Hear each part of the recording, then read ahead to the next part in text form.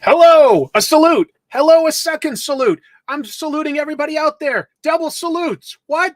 Oh my God, so much respect. Welcome to the show. This is the weekly Spinner Rack, and I'm your host, Chris. What do we do here? We talk about the past week of comic books that came out, as well as comic book news. And we've got the live chat going, so we've got all sorts of people to interact with. That's what makes it fun. This is going to be one of those rare good ones that I aim to make because I'm having some delicious coffee. Caffeine. Going to get charged up and go, go, go. And I'm trying something a little different. I've got a little experiment going on here. So normally I stream this every week to the pros and cons channel. Today I'm also simultaneously, this is so high tech, you won't believe it, I'm simultaneously streaming to my main comic Tropes channel as a bit of an experiment. See what happens. Maybe reach some other people, see what people think of it and all.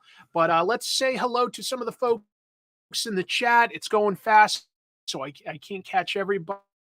But we've got, let's see, hello to Black Phoenix, for instance, and Finn Harrison. Hello to, we've got Jay Muse and no one. Let's see, there's A-Man, Donald Camp. Nice haircut. Well, thank you, K-Bar. And by the way, you know what? I feel like, I don't know. I feel like I'm maybe losing some weight. What do you guys think? I think I am. I've been eating healthy for a while, trying to really work on my health over the last couple months, and I feel like I'm starting to see a few bits of improvement there. I don't know. I'll flatter myself like that.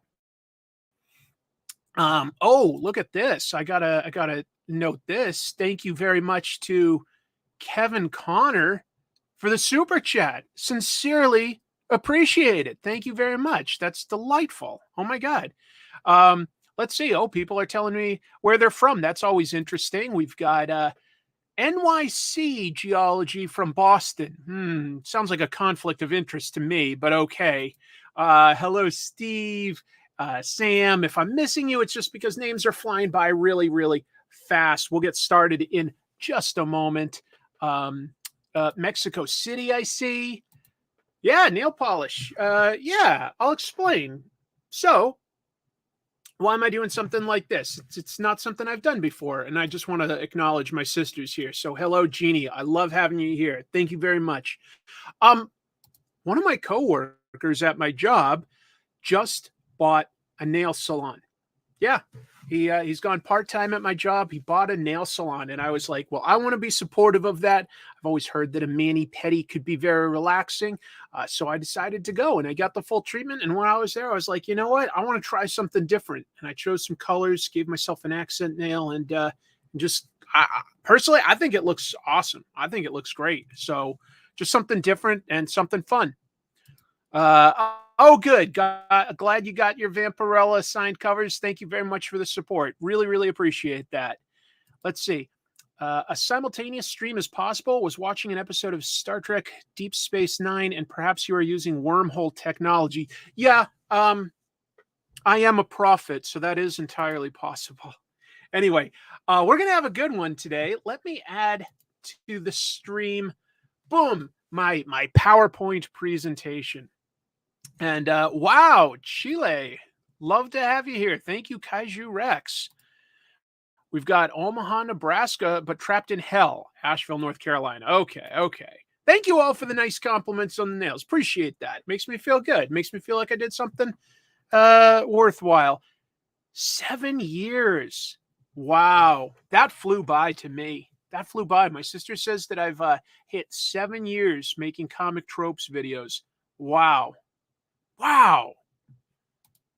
Peru. Wow, fantastic. I got a bunch of folks down in South America. I love it. I got to visit so many countries down there. Love traveling. Oh, you know what? Travel-wise, I'm going to Japan in September, and I already booked something for October. I'm going to go back to New York. We got our tickets to New York Comic Con. So if you go to New York Comic Con, be sure to stop me. And yeah.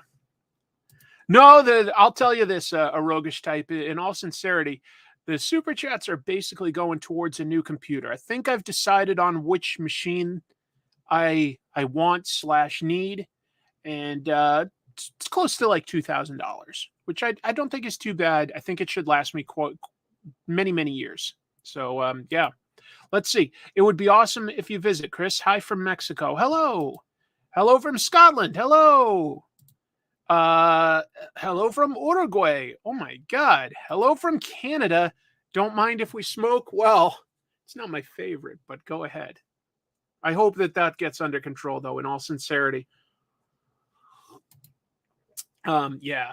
New York Comic Con is really fun. Really fun. I'm seeing all sorts of amazing places. That's great.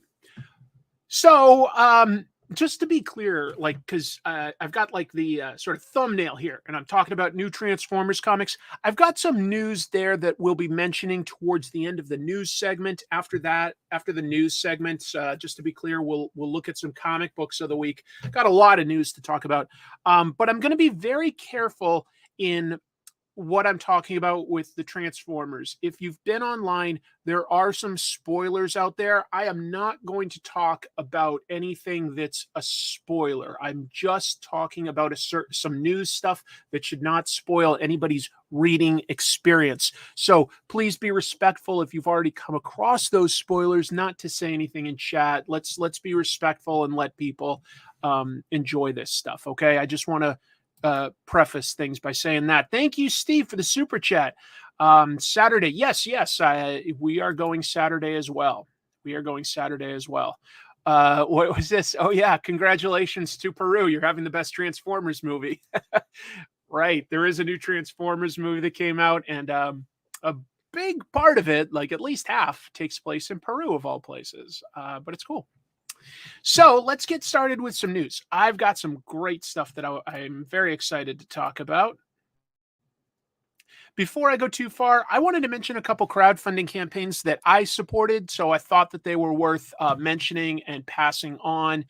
I can't share every single one I come across, but it is nice to highlight some of them. This one is by my friend Randy. It's called Bullet Adventures, and you can get all 4 issues that they've created. Issue 4 is the latest one. They've already had successful crowdfunding campaigns for the first 3 issues. The 4th one is out, but you could get all of them now. And I got it. I think the art is really beautiful. It's about a super speedster. It's kind of a family-friendly adventure type comic. I think it's really well done. Really well done. So I wanted to mention on Kickstarter, Bullet Adventures. That's by my friend Randy. I definitely think it's a really good book. And then there's another one here. Stardust. Obviously, I made an episode about the creator of Stardust, Fletcher Hanks. Really crazy, weird character from comic book history in the Golden Age. And anyway, it's in the public domain, so a bunch of people are telling short stories. There's some really big name creators that are involved in that, so that one looks pretty fun too, and I thought I'd share that. So thought you guys might want to know about it. It passed my interest check. I rolled for interest and came up with a 20. All right, here's the first bonkers piece of news. Folks, you know that I like Spy Family. I think it's a fantastic manga that's coming out. And now you could smell like this manga. Yes, we're talking about fragrances to start the show off. There's a Japanese fragrance store called Promaniacs, and it's partnering with the Spy Family manga to create 2 colognes that will come out this August, at least in Japan, just to be clear. One is based on the snooty, as I call him, student Damien Desmond. The other is based on the spy hunter Yuri, sister of main character Yor. And Desmond's fragrance is mixed in mandarin, jasmine, and bittersweet apple. So that sounds like a pretty sweet type of fragrance. And then Yuri's is eucalyptus, floral, and patchouli, which I'm very curious what that would smell like, to be honest. I have a hard time kind of envisioning that Those are some interesting notes to put together. They're saying that it retails for 6,600 yen. So, we're talking a little more than $50, but yeah. I like Spy Family. It's pretty funny. This is just crazy how popular it became so quickly that they can have things like, in Japan, some Burger Kings are branded as like a fictional Spy Family restaurant. And we've got Spy Family cologne. These are things, we don't really see Batman take over a whole restaurant or Batman cologne, at least not that I know of. Carlos says, we've got a little bit of a jab here. Manga readers I know don't bathe. Well, who needs to bathe when you've got cologne to cover it up? Yes, Damien's trying extra hard to woo Anya. Do antagonists usually smell better than protagonists? I guess it depends on how classy they are. Oh yeah, I strongly recommend it, man, if you haven't tried it yet. I think it's very funny. I think that the art is really solid. I think it's charming how affectionate these characters can get, even though there's all these big secrets being held behind them. And the whole thing about this family all keeping secrets from one another is it really reminds me of Farce. When I was growing up, I was watching sitcoms like, I don't know, Three's Company and Faulty Towers and stuff, and it was always Farce. And in some ways, Spy Family reminds me of that. But then it also has some adventure elements. I'm sure Griffin smells better than Guts. I think that you're probably right. There's a nice Berserk reference for all of us. Anyway, not a fan of patchouli. I'm not a fan of patchouli by itself either. However, I do wonder if that's only one of the three notes, exactly what that would smell like, not taste like. I don't want to taste this stuff. Eucalyptus sounds like it would be strong enough to potentially counteract just patchouli, but I don't know. Hey, Daniel Carhoonan here. He writes some comics, wrote one that I lettered called, I'm bad at names, folks. I'm sorry. Well, Daniel, you can remind me. All of a sudden, I'm blanking on the name because I'm so bad at names. But Daniel's written a bunch of comics like Snow Manillas and a really cool one, since we're talking about like Transformers stuff later this episode. He wrote a comic about transforming robots that are trying to figure out the mystery of why they can't transform anymore. And Daniel has also started a YouTube channel. He has been to Japan several times, and apparently he's addicted to rickshaw rides. So anyway, we're going with My Hero Academia stuff. Shigaraki is a gamer. 100% smells awful. Well, maybe. Let's see. Did I see that Viz manga prices are all going up? I did not see that. So I will look into that, Mango. I appreciate it. Thank you, Loxor. So if people are interested, that's a book about transforming robots with a mystery to it. I lettered it, and you can still order that if you go to the publisher Marcosia. They've got links to places where you can order it. I think it's a pretty darn good comic, if I do say so myself. Eucalyptus with a hint of koala. Yeah, ideally not with the there's an STD that koalas often carry on them. If they scratch you, you have to be really careful with it. But I forget which one it is right now, but I think it's chlamydia. I'm pretty sure that koalas, you have to be really careful about getting chlamydia from a scratch from them. Isn't that crazy? Let's move on. I've got more news. I'm going on all sorts of tangents. What is this? The weekly tangent rack? Delightful. Okay. Is it syphilis? My sister would probably know better than me. I really thought that it was chlamydia, or koalamidia. I don't think it's syphilis, Gene. I know you're the animal expert, but I think it's chlamydia. That said, I will admit I'm not much of an expert when it comes to sexually transmitted diseases. Luxor is very cool. It's a really fun sort of graphic novel. It's basically like 3 or 4 issues worth of story, and it tells a story with a beginning, middle, and end. It's really nice. Yeah, isn't that weird? Yeah, folks are confirming that I'm right, that it's chlamydia, and hopefully I don't get demonetized by saying that word so many times. But yeah, for some reason they can have it like on their nails and stuff. Uh, I'm sure by now a bunch of you have seen the new Spider-Verse movie if you were curious about it. I'm not going to spoil anything plot-wise, but there is a scene in it that is in Lego. And when I saw that, I was thinking, oh, that makes sense. There's a Lego scene because the producers, writers, Phil Lord, Chris Miller, they made the Lego movie, right? That's why. No, not necessarily, actually. That was directed and made by a 14-year-old. A 14-year-old. Yeah, the story for that is amazing. So when the trailer for Across the Spider-Verse came out, a kid named Preston Mutanga, who's only 14, made a shot-for-shot recreation out of Lego. And it so impressed Lord and Miller that they reached out to him and hired him to direct a short scene in the movie. And he has a quote here. He says, I adored the first movie and was so hyped for the second one. So getting to work with the people who actually made this masterpiece was honestly like a dream. He got to make it from home. But isn't that amazing that this kid did such a good job that they were like, that he made this with actual Lego and stuff as compared to a bunch of computers like the Lego movie. Just really, really impressive. So he actually made stop motion stuff, and kudos, kid. That's just awesome. That's just so cool.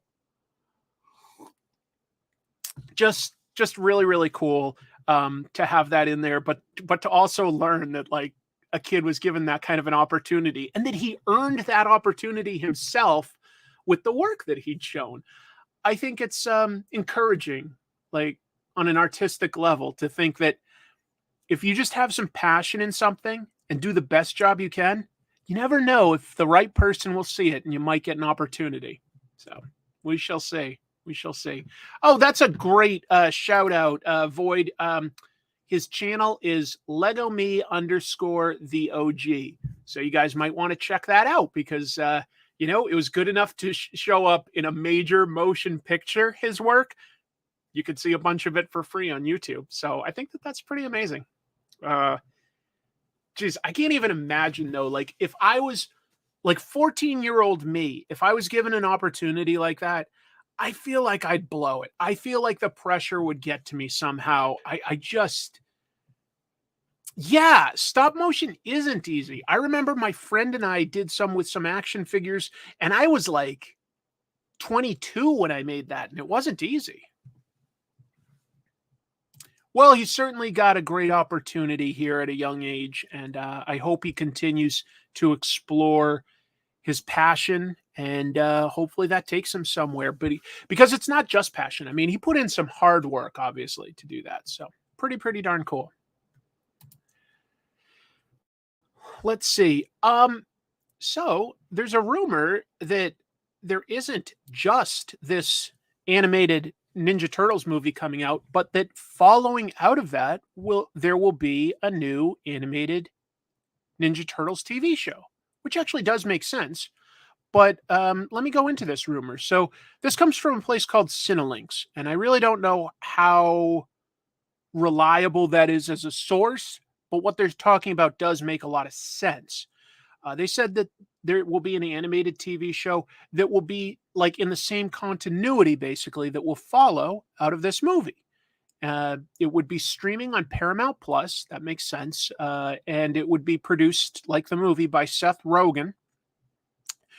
It does not say things like that the same voice cast or the same art style would be employed. I have to imagine that like what they're doing for a movie is probably prohibitive for a TV show, but I don't know for a fact. It might be in a different animation style. Amen says that it's kind of hard to see the bullet points, but the good thing is I'm here to read to you. So even if you didn't know how to read, that's what I'm here for. I love Ninja Turtles, and I think it's a very versatile product. That sounds so consumerist. I meant story or idea, because you can go dark with it, you can go funny with it, you can go sci-fi, or you could go crime. You can go a lot of different directions, surprisingly. It's proved itself to be very versatile. I love Ninja Turtles. Donatello's my guy. Donatello's my guy. Let's see. I heard this is where all the comic tropers come to hang out. That's right, Tari. Nice to have you here.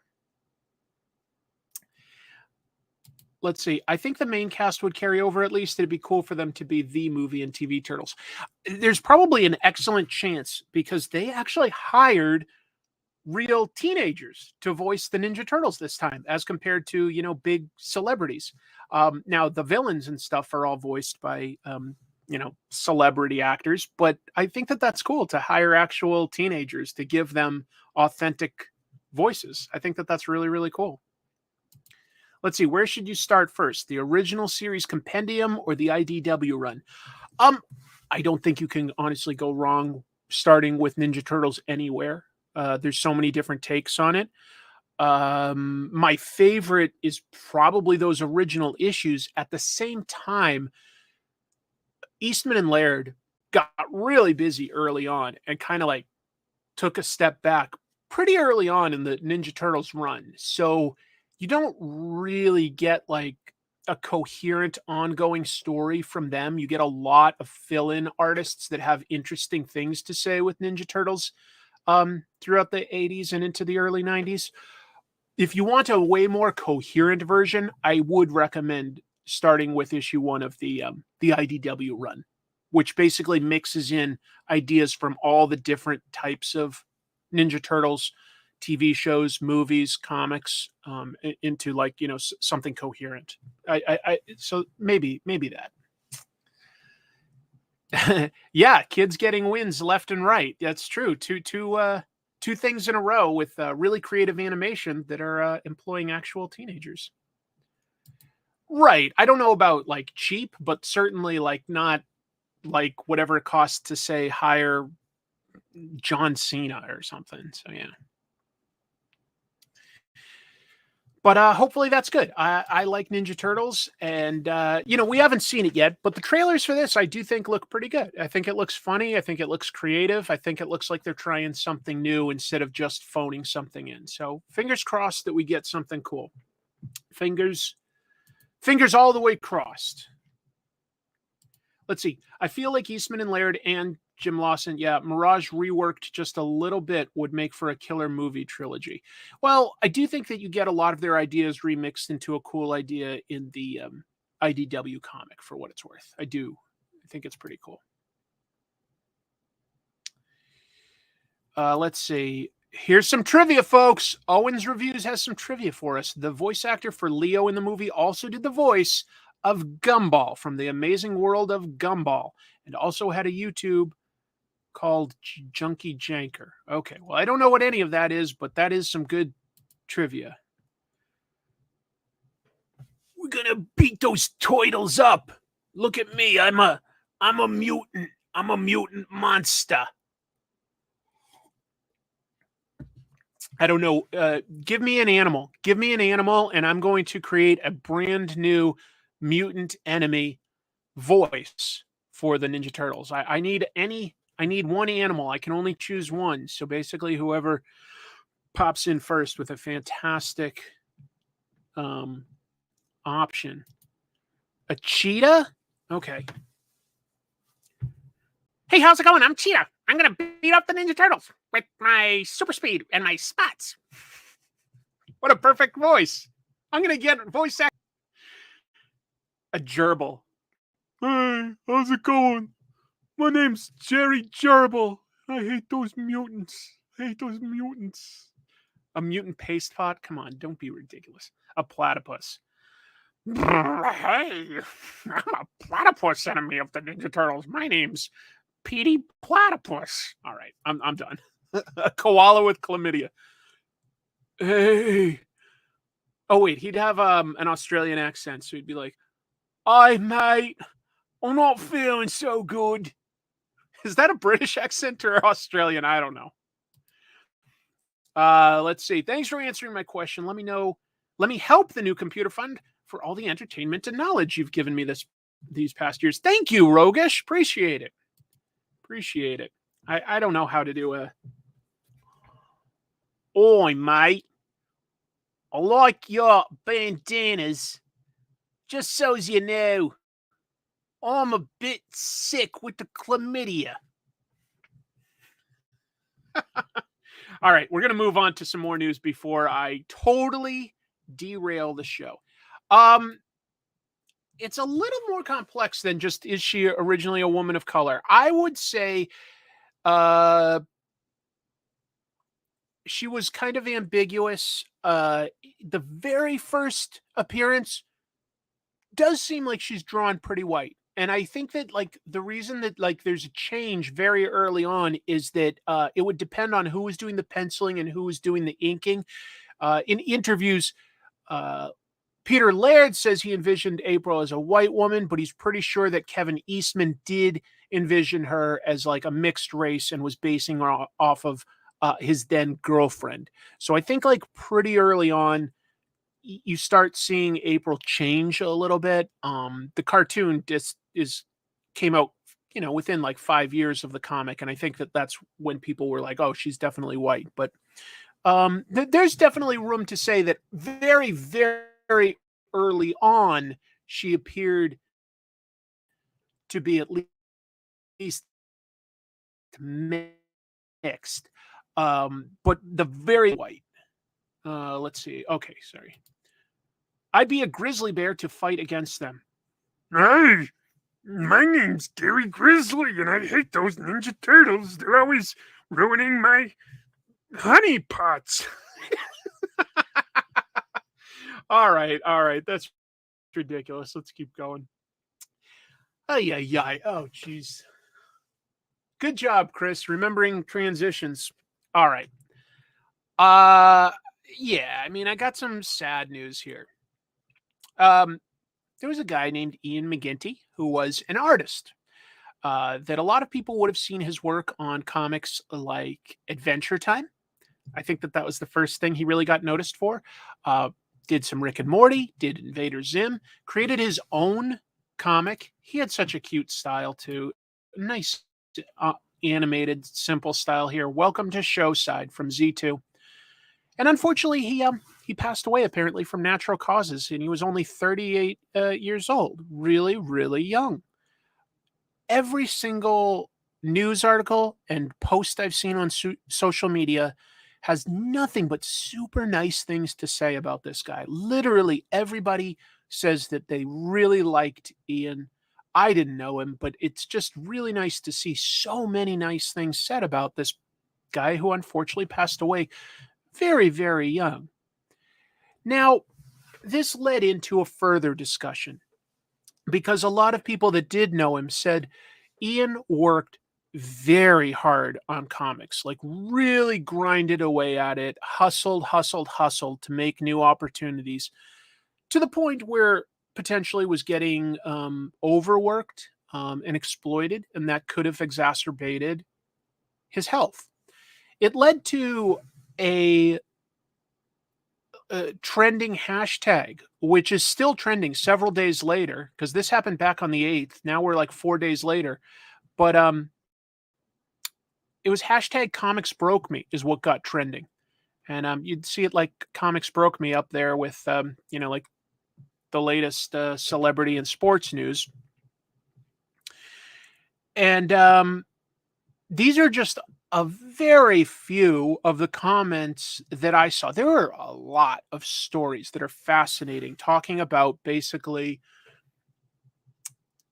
companies and editors shortchanging or exploiting artists, and how it's a serious problem. It's a serious problem.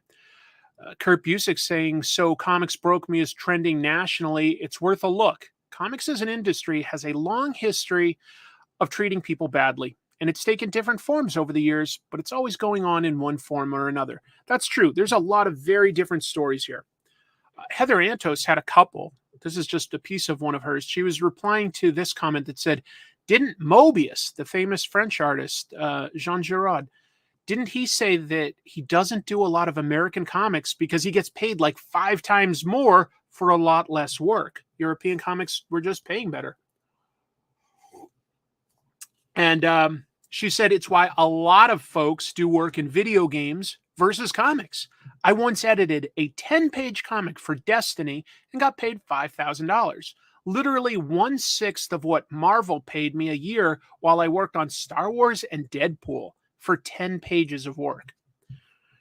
Here's one by Jared Lujan, who says that comics broke me. Just a reminder as you read these stories that IDW's former CEO was making $400,000 a year as a salary. There is money in the industry, just not for the creators. Got to watch out for yourselves. And I also grabbed this one by Marta Lejo, who said, I was paid $25 a page for colors on an Eisner-winning series. I once colored a 200-plus page graphic novel in 2 months. It's on the New York Times bestseller list. I had arm pain for months after. I do not get royalties for anything I've worked on. I love my job, but I can't do this forever. A lot of people have some horror stories there. I recommend looking it up. Looking up the hashtag comics broke me. There's some eye-opening stories. I think it might be worth people actually talking more openly about their page rates. And I know that there's potentially some embarrassment because if you share it and you feel like you're on the low end, you're sort of selling yourself short. But really, I feel like that's shining a light on the employers more than anything else. And that having that kind of transparency might overall benefit people in the industry because there is plenty of money there. I think that a big company is just going to try to be as efficient as possible. But it's not fair. It's not fair. So it's worth looking at.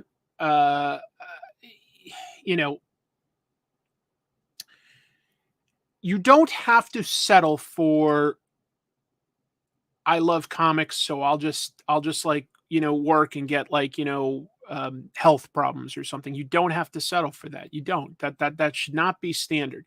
And just to be clear, it's not just American comics. Even if we hear this quote that Mobius got paid more, how many times do we hear about health problems in the manga industry because they're just pushed to create so many pages every week, not take breaks? The amount of health issues in that industry is staggering. But that's a little bit of a cultural thing too. Japanese people they work hard and that's just part of it. So anyway, I just think it's worth sharing and that people be aware of it. It's some sad stories, but maybe there's a measure of good that could come out of the sadness of Ian McGinty passing away if it provokes a conversation like this. Okay. I thought the whole business was marginal. It's not.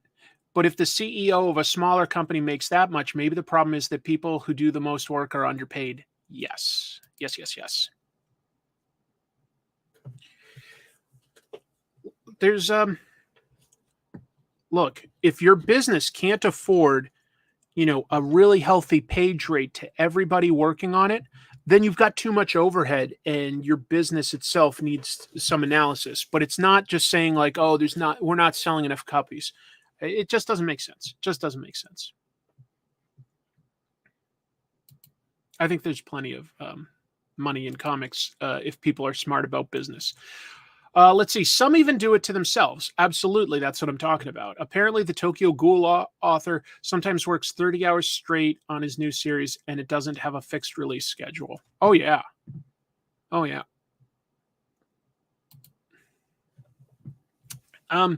It's tricky work.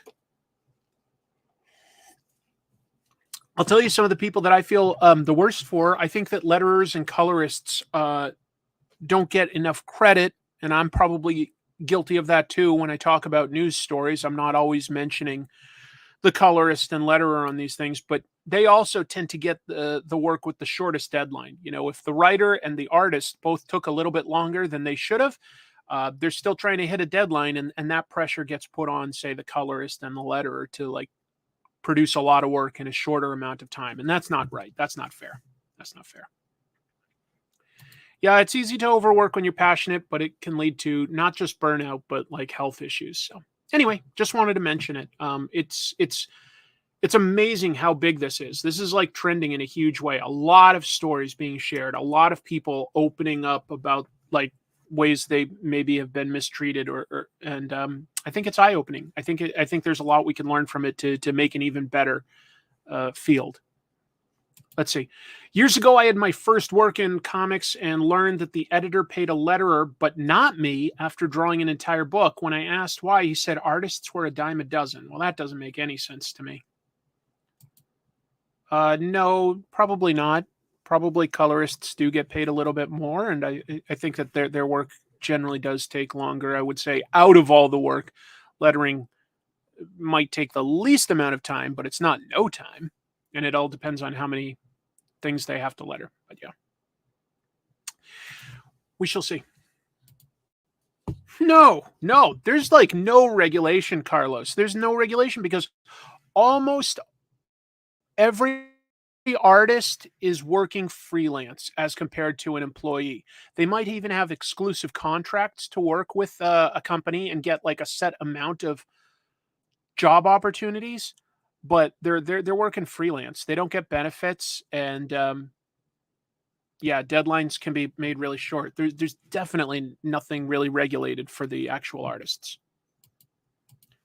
His family said that it was natural causes in their post. So, it's just some of his friends were saying that they know that Ian was like a really hard worker and was like always working, and that could have contributed to health issues.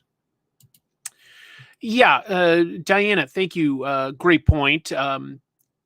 Every colorists a lot of times will employ not just one flatter, but like several people. And so their job is like flatting is when you take a page and you block out all the different shapes that will need a color. And then the colorists themselves will come in and maybe correct those colors, but they can like make quick swaps as well as doing all the renders for, gradients or shading and texture, things like that. But getting your work flatted first works fast. Just to be clear, there have been many attempts at unionizing. It's never quite worked. Maybe it's because there's so many different companies out there that you can like freelance for so many different places. There is one union, just to be clear, but it is all production type people at Image. It's a very small union, but there's not a union for what do you call it, like artists and writers and such. Yeah, a union's probably a very good idea. Image is unionized in the sense that they're small staff that gets the comics actually printed and distributed and promoted. They are unionized, but not the artists or anything like that. I've talked about it before in some of my episodes, attempts at unions. It's an interesting topic. Anyway, we'll move on. There's some interesting stuff to talk about that's not as depressing. Here's one that I don't think is a huge surprise. Let me just center that a little better. That'll do. Marvel settled some lawsuits regarding the rights to a few of their characters. This was quite a while ago that we'd heard about this, but we finally got the resolution. This comes from Reuters, news agency. Disney reached a settlement with Larry Lieber, that's Stan Lee's brother, who's still alive, actually, as well as the estates of Don Heck, Don Rico, and Gene Colan. Those four parties were all represented by attorney Mark Toberoff. Enough time had passed and they requested a termination to the copyright on characters that they had all created, including Ant-Man, Iron Man, Thor, Captain Marvel, Blade, Black Widow, Hawkeye, tons of characters. Okay.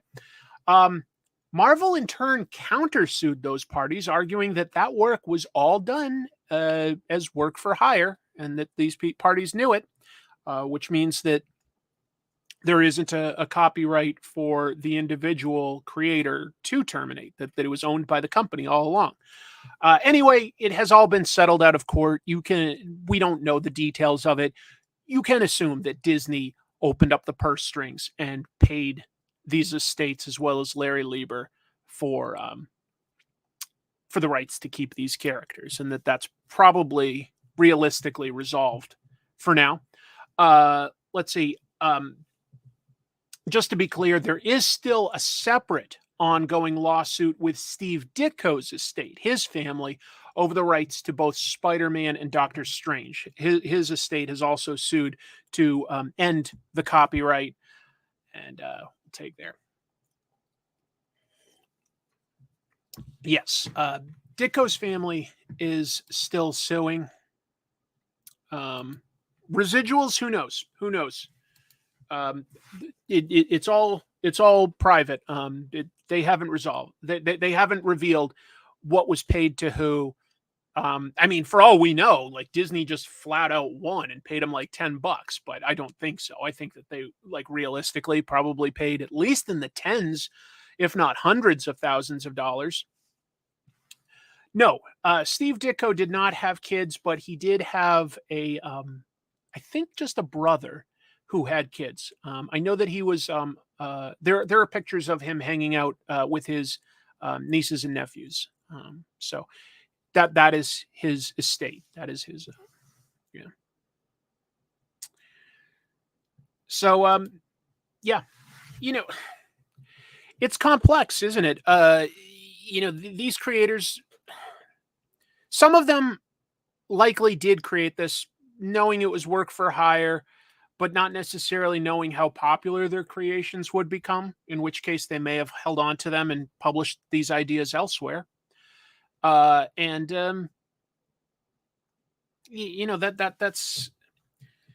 at the same time, it's really complex with these serialized characters who've been around for so long, because yes, somebody created them, and at the same time, some of them do go through significant evolution to become sort of the popular version of what we recognize. So, like, shouldn't some of that credit fall to some of the other creators that got to work on them? It's a very complex issue. I wish it was simpler. I really do. I'm always going to side with creators over the company. I'm just saying that it's a little more complex than just saying like blah, blah, blah created it in the end. Yeah, at one point, Stan Lee did sue Marvel, saying that he wasn't getting paid his fair share. And people think that like Stan got all the credit and everything. And, he certainly got a lot of work and pay from Marvel, but did he necessarily even get what he was entitled to? Debatable. Yeah, trying something different tonight. Streaming it on 2 channels just to see what happens. See if some other people catch it and maybe get introduced to it. Otherwise, I plan on continuing the ongoing weekly live streams on pros and cons, but just doing something different.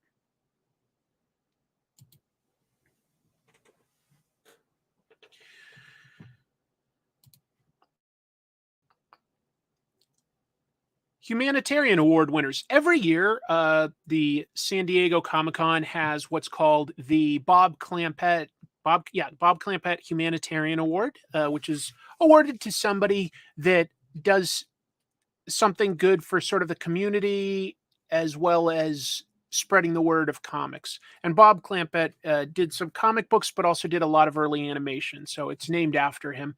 Anyway, the 2 people that San Diego Comic-Con announced this year, and they'll get, actually recognized and get like a plaque at the convention in July. 2 people. First one is Beth Accomando. She's a film critic, and she does stuff aside from just film reviews. She does all sorts of interviews with local artists in San Diego, a lot of comic book store visits, videos for stuff like that, highlights events like Black Comics Day. So she does a lot to promote things, especially locally in San Diego. And then there's also Scott Dunbier. He is an editor at IDW, I believe was a long-term editor at Dark Horse before that. He spearheaded the crowdfunding campaign for the book Comics for Ukraine, Sunflower Seeds. That was an anthology that raised almost $175,000 for the and all the profits went to Ukrainian refugees. So that was kind of lovely. Some nice people doing some nice work using comics there. There's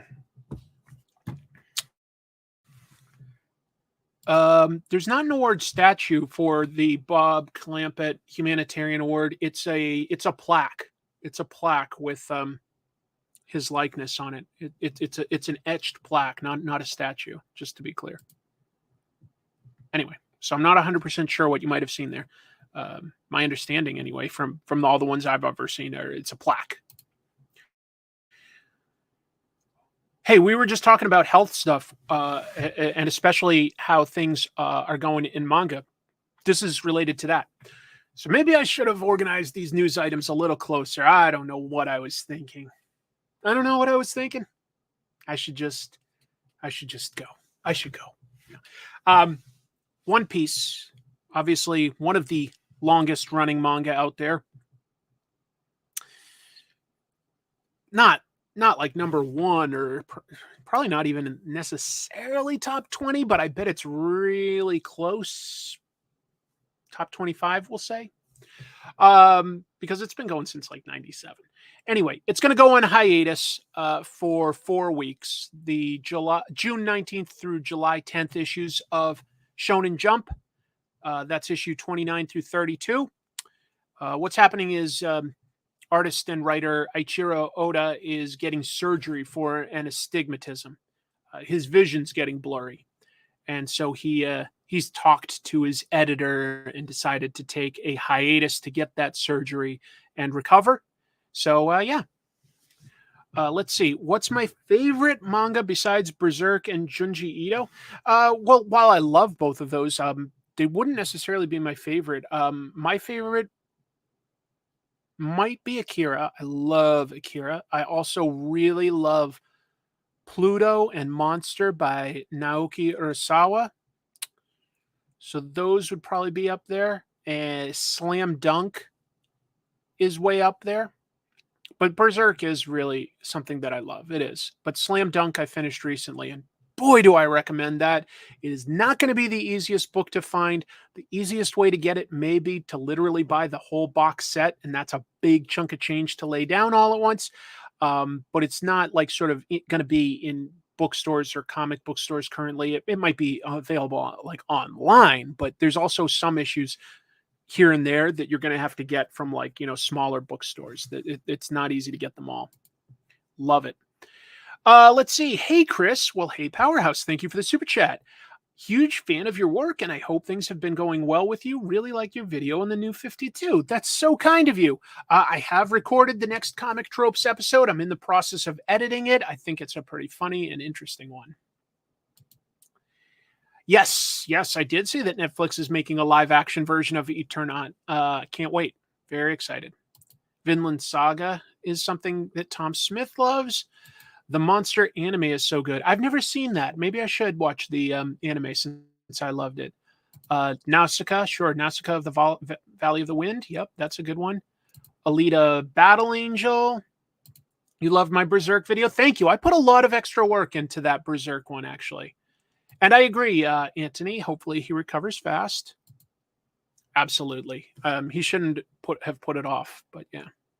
Hope his surgery goes well. I'm pretty sure that like once he gets back, he's moving into the final arc. We are getting close to One Piece wrapping up, supposedly. Anyway, the monster anime is very good. Oh, that's nice to hear. That's nice to hear. Northlanders. I've heard of, that's not a manga, right? Just Northlanders? Yeah, I think I've heard of that. But I haven't read it. Haven't read everything. But you know what? That's fun that there are still gaps that I can fill in. Really, Vinland Saga is that good, huh? I have been hearing about it more lately, so maybe.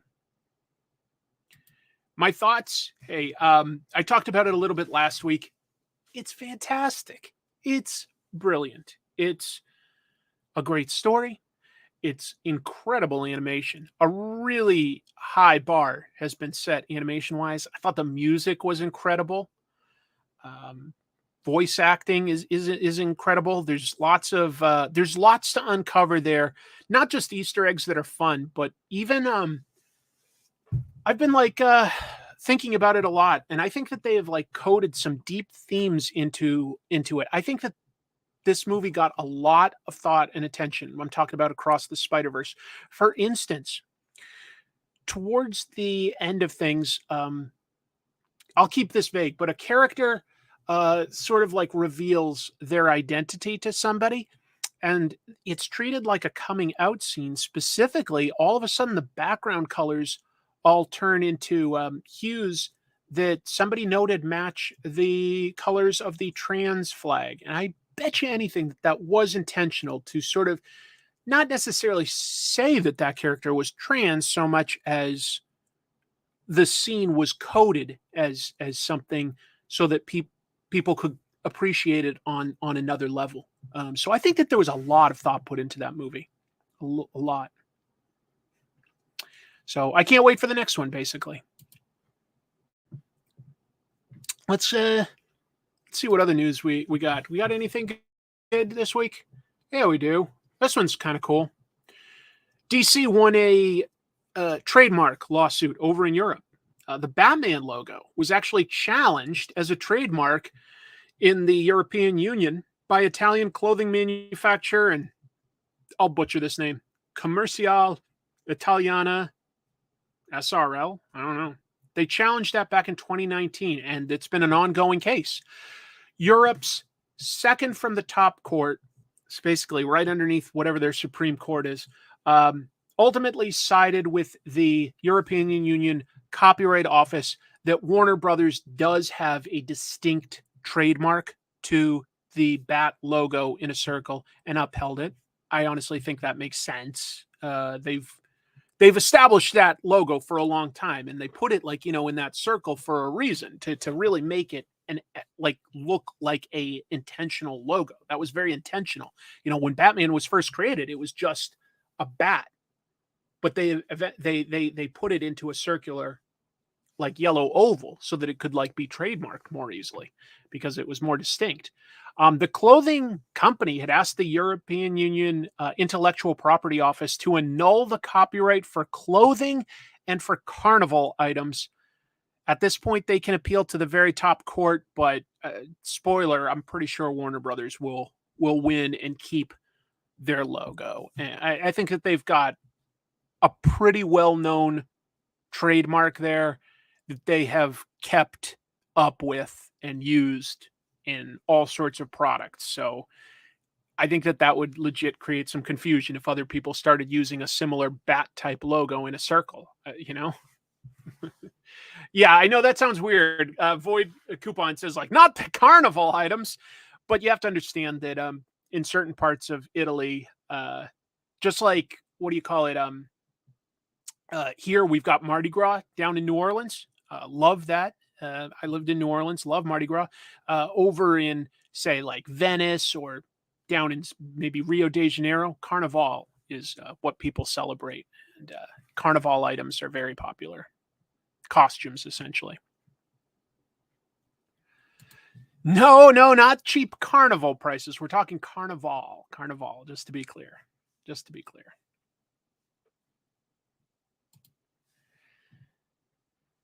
Moving on. Just thought that was a unique little international story. This sounded interesting to me. Let's see if it does to you. A bunch of Black creators got together to launch a horror anthology called Shook. And that's going to be released this coming February from Second Sight and Dark Horse Comics. So some of the creators that they've got on it, they've got Rodney Barnes from Philadelphia, David Walker from Bitterroot, Flavio Cortez, I'm not sure what he's done, sorry. Brandon Easton did Andre the Giant, Closer to Heaven. Kevin Graveau did Adam, Legend of the Blue Marvel. Anyway, Marcus Roberts is the head of publishing at Second Sight, and he released a statement. I'll read a piece of that. It said, "The Shook project is a collaboration between John Jennings, Bradley Golden, and myself, who all hail from the South. John and Bradley are from Mississippi, and I am originally from Georgia. Our brand of horror has been called Southern Gothic Horror and has been in the making for 2 years. I would imagine that they've probably got extra levels of horror that like I might not come up with. Yes, this is very relevant comment here. Kyle asks, I know I'm late, but what's up with carne asada? What's up is it's typically delicious. You need this comic. I think it could be a lot of fun. The more horror comics, the merrier. Absolutely. Absolutely. Leprechaun in the Hood. I would be willing to bet that this is better than that. But better than Back in the Hood? Who can say? Who can say? Oh, Flavio is from Grimm. Grimm is a good series. Yeah, I agree. That one's pretty cool. Love the wonderful reference to City of the Living Dead as their comic book cover. So there you go. There you go. Little bit of hidden, not even hidden, just a little bit of a reference there that people are picking up on. What's this say? Anyone reading Dwellings? A great horror anthology out right now. No, I have not heard of that one, I have to admit. I haven't heard of that. Let's see. Who's all seen The Leprechaun? I've seen a bunch of them. Why do you believe comic books are mostly tied to superheroes and not to other genres? There's honestly a fairly straightforward answer to that, Powerhouse, in my opinion. And I'm not necessarily an expert. I'm just a guy that reads a lot of comics and goes over the history. In the 1950s, what was happening? There was a scare of communism, and a lot of senators and stuff were going after people in the entertainment arts. It was an easy target to accuse of communism. In regards to that, a lot of the people in comics started to worry that they were going to get censored or shut down by the government. In response to that, they created the Comics Code to sort of say, hey, guess what? We're going to police ourselves. We're not going to put objectionable content in our comic books. Unfortunately, when they did that, they also decided to target their biggest competition. One of the most popular publishers at the time was EC Comics. Comics had kind of started in the 30s. The people that had been reading those comics were getting older. They'd moved out of a lot of reading the superhero stuff and moved on to romance, Western, crime, horror, sci-fi. Those were all genres that were really popular. And EC Comics definitely did a lot of sci-fi and horror stuff that was super popular. Well, the other publishers, the people that became the DCs and the Marvels and Charlton, whoever, it wasn't Charlton, but the other smaller publishers put together a list of rules for the Comics Code that specifically banned a bunch of stuff that EC Comics was doing. No vampires for some reason, things like that. Therefore, EC eventually, and kind of quickly actually, went out of business, and a lot of the stuff became very family friendly so that nobody would get in trouble with the government. And keep in mind, the government did not actually ever threaten to shut down the comics. I think that people in comics got scared a little too fast, came up with this Comics Code, and what it did is I think that stunted the growth of comics and put an overly big emphasis on superhero stuff, which was aimed at younger readers at the time. And over time, eventually, those readers also started to grow up and get jobs in comics, and they started aging up the superhero material as well, writing it more for like teenagers and eventually young adults and stuff like that. But that's, I think, what happened. In my opinion, I think you can track it back to the 1950s communism scare and the creation of the Comics Code, and that is why American comics specifically became so superhero heavy and superhero focused, even though there's lots and lots of different genres out there. I do think that we are now in a time where some of those other genres are getting a lot of play. I'm talking in the news about like horror anthologies. I'm just going to take a quick look. I would say Nocterra is sort of a sci-fi horror comic. I Hate This Place is a horror comic, and I like some of that. And then I happen to have a bunch of superhero stuff this particular week. But, if you're looking at other comics, let me just slide some. It's all going to fall over if I pull it out. But, I think that we're in a time where you do get more crime books from, say, guys like Brubaker and Phillips that sells pretty darn well. That you get some really amazing nonfiction biography books like, say, Ducks by Kate Beaton.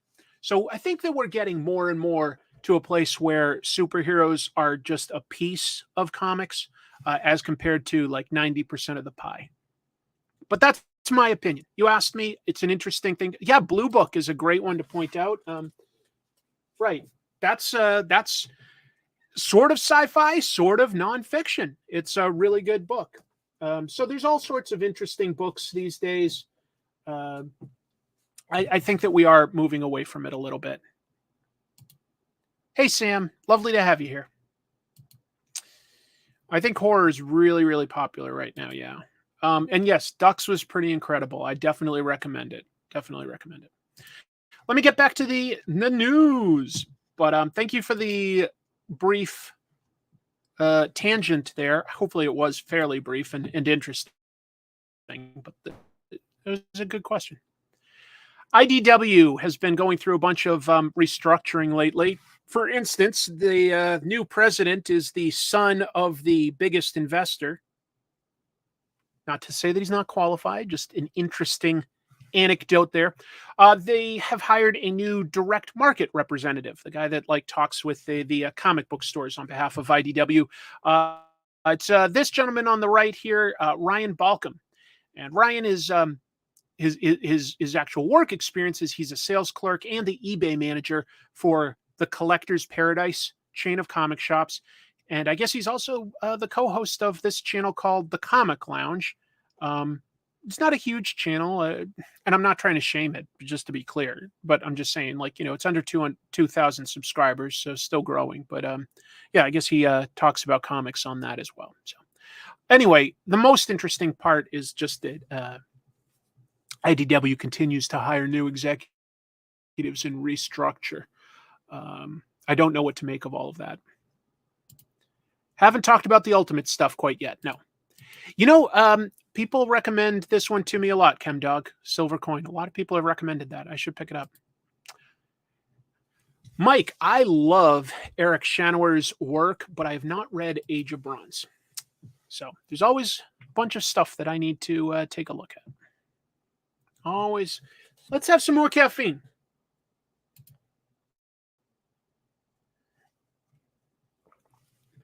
This was an interesting job that I came across. Mostly worth mentioning, not every job in the industry is worth mentioning, but a slightly newer job also.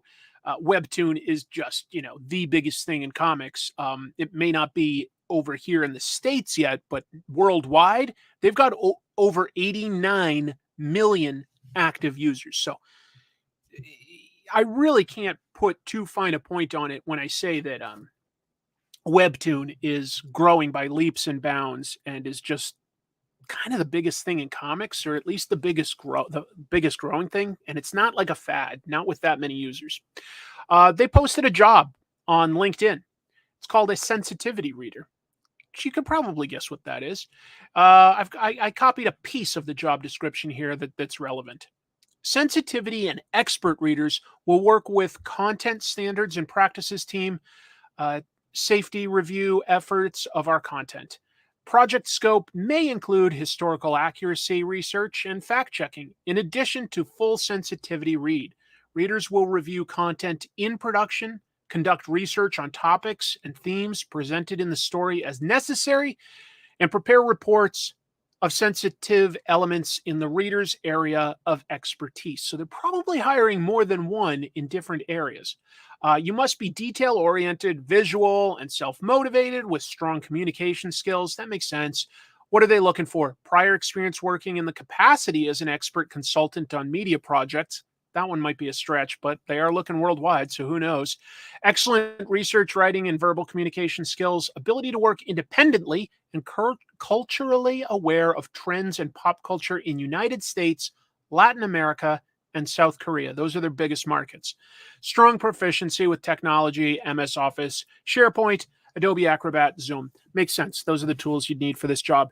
I think that they're probably looking for, for instance, maybe like somebody could be both trans and live in Latin America, and they might therefore be more aware of certain things that could be trigger points if you got them wrong.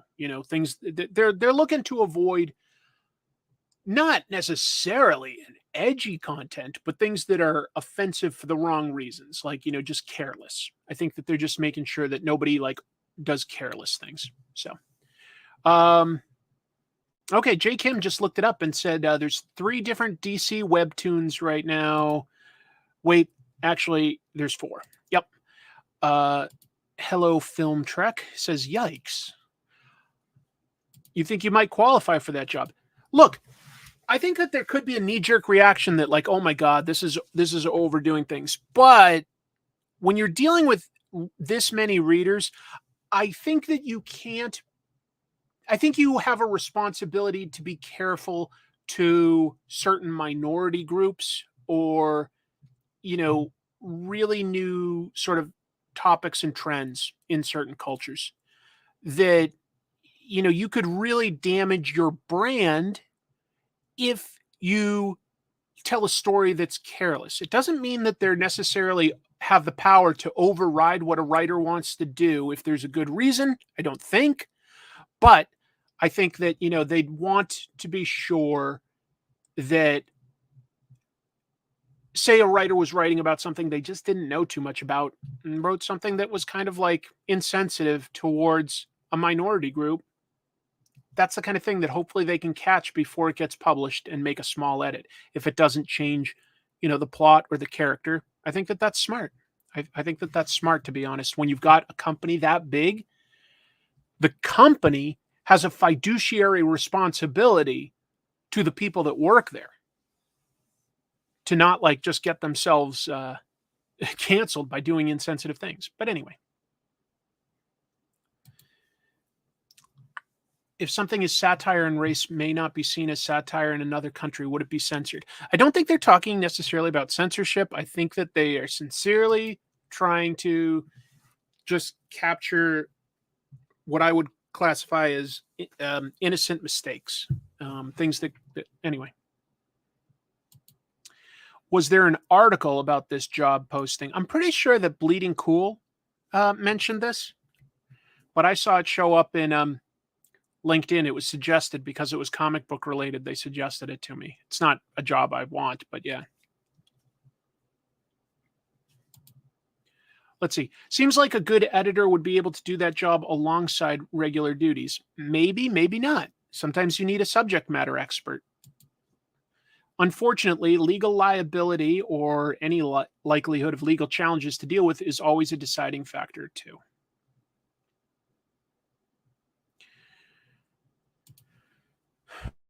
Anyway, sensitivity readers are a good thing. It protects the author most of all. Exactly. The author very well may not mean to offend people, but could have written something that they just didn't give a second thought to, and might just need like a tap on the shoulder and said, guess what? Like what you just said is not very thoughtful. Like what if you modified the statement? I don't think that they're trying to censor anything. You could have, for instance, a bad guy that was a racist, and I think that they'd probably allow that. But anyway, as long as you're doing it well. But think about it, folks. I mean, 89 million active users. Naver, the company that does Webtoon, is humongous, and they don't want to risk pissing off a huge part of their audience for a mistake.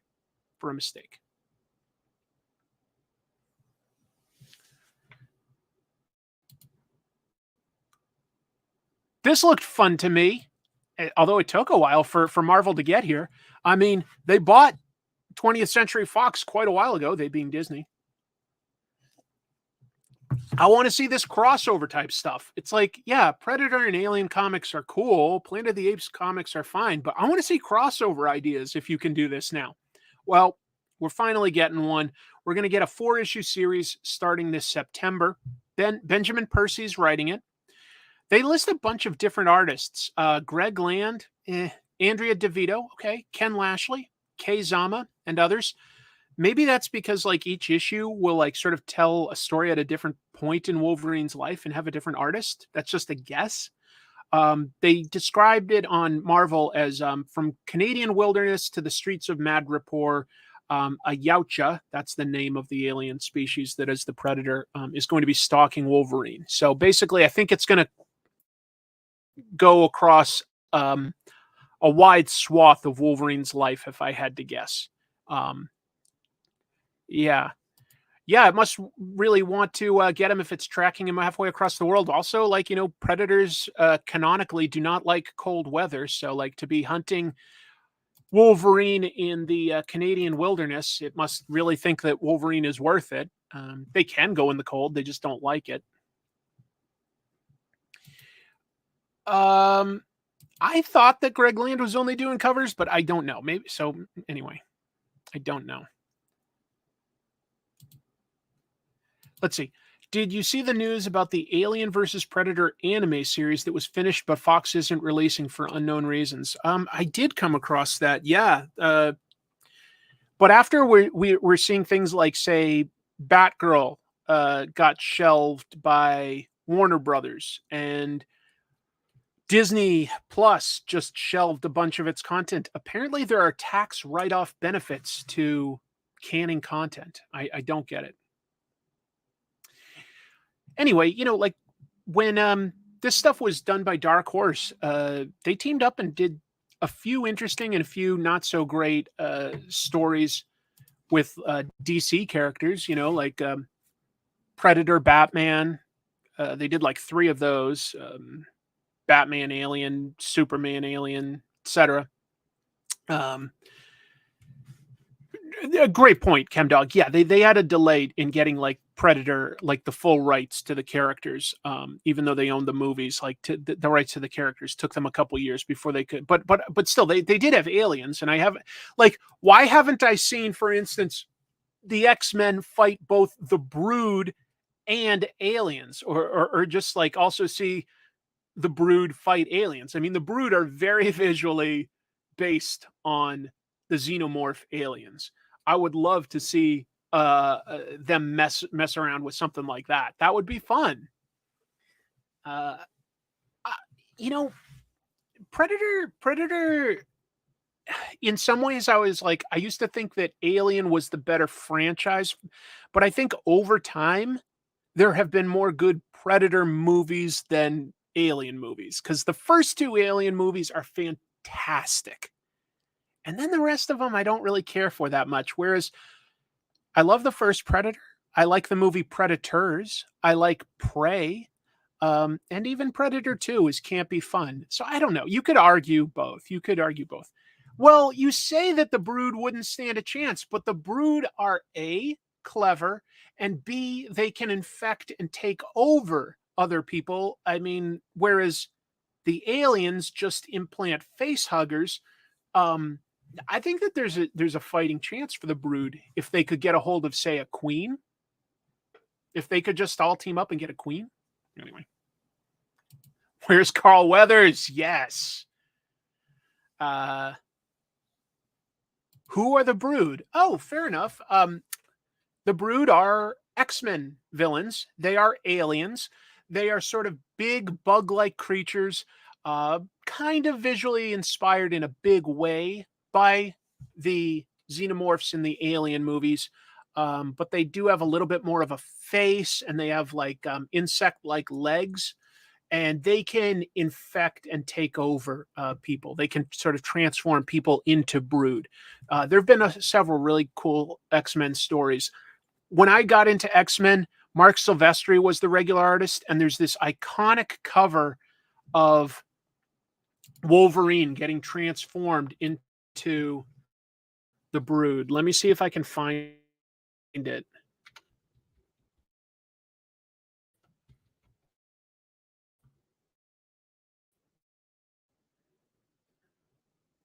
Yeah. Give me 2 seconds here. and I should be able to show it to you if it comes up.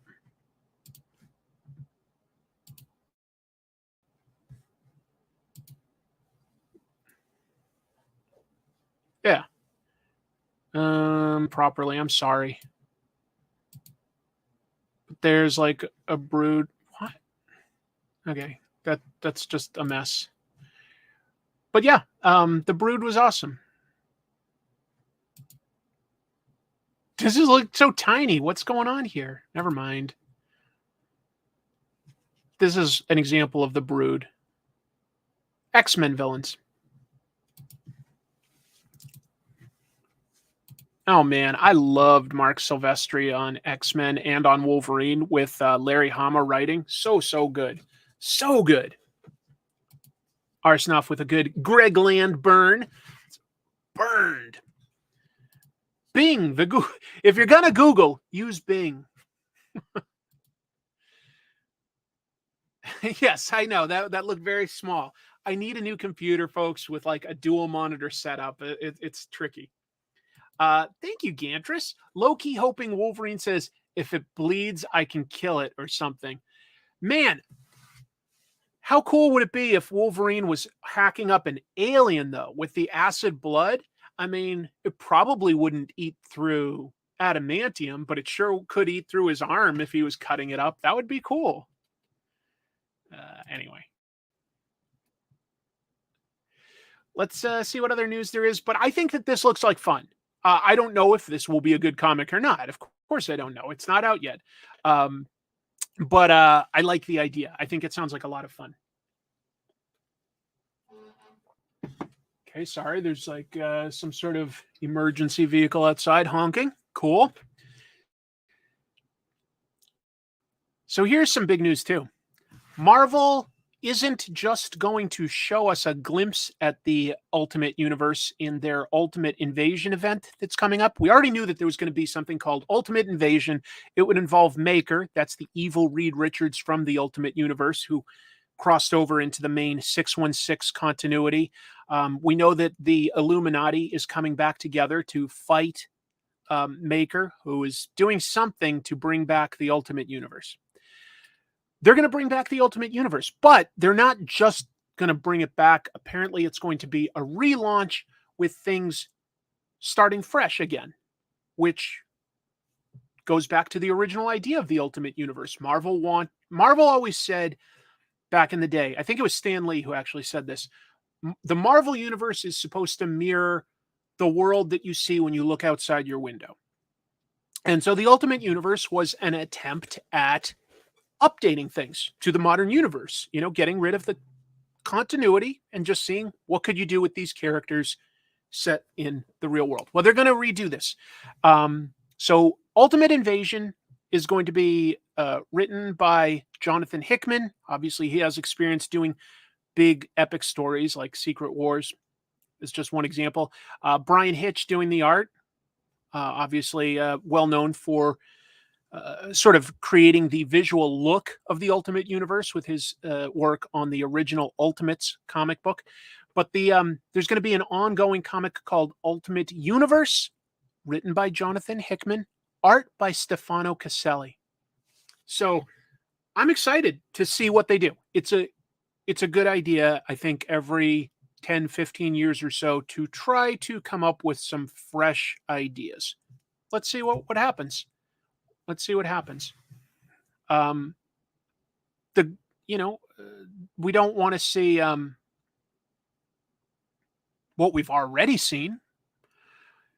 Yeah, right. The Ultimates wouldn't really work anymore as an allegory for the Bush administration, immediate post 9/11 fears. It wouldn't work that well anymore. But maybe social media would play a big role. Absolutely. Absolutely. At the time, Ultimates was really cool because it was something fairly different. Visually, it looked gorgeous. I don't love the story anymore in those Ultimates comics. I do think it's a little overly dark and negative. Like Tony Stark is just always a drunk jerk. And Captain America, for being a guy that was fighting Nazis, is borderline fascist himself. I don't love Ultimate Captain America anymore. He didn't age well. It came at a time when we were like overly rah patriotic, I think. But I do think that Ultimate Spider-Man holds up pretty darn well. I really do. Both the Peter Parker years going into, I think Miles Morales was a great creation who did take a few years to gestate and become the Miles that we know. But yeah, I think I'm excited to see what this is. Hopefully it's good. I do like Jonathan Hickman quite a bit. Yeah, Ecstatics is already sort of satirizing social media. That's a great point. Now it's the excellent, but yeah. Ultimate Thor was okay, I agree. But Hulk was like too negative. Hank Pym was too negative of a character. Ultimate Annihilation or whatever it was. I forget what the sort of like horrible event by Jeff Leb was called. It was something like that. Just so dark, the blob eating Wasp. It was just so over the top. Oh yeah, visually, I loved a lot of the things that they created. Absolutely, visually was great. Ultimatum, was that it? I don't remember. Maybe it was Ultimatum. But I think that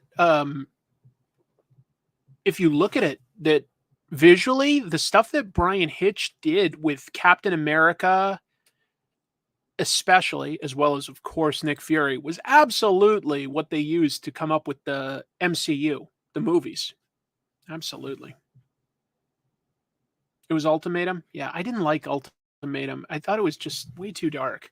Yeah, it made Miller look subtle and optimistic. I think it just came at a dark time in Jeff Loeb's life, and it was a dark, dark story. And it was obviously meant to just end the Ultimate Universe at the time. And then I think at the last minute, they were like, well, we're not going to end it quite yet. So they killed off a ton of important X-Men and other characters. And then they were like, well, let's keep going. What else we got? Different sort of take on Avengers, but I thought this idea sounded kind of interesting. Avengers Incorporated is going to be a new comic coming out in September.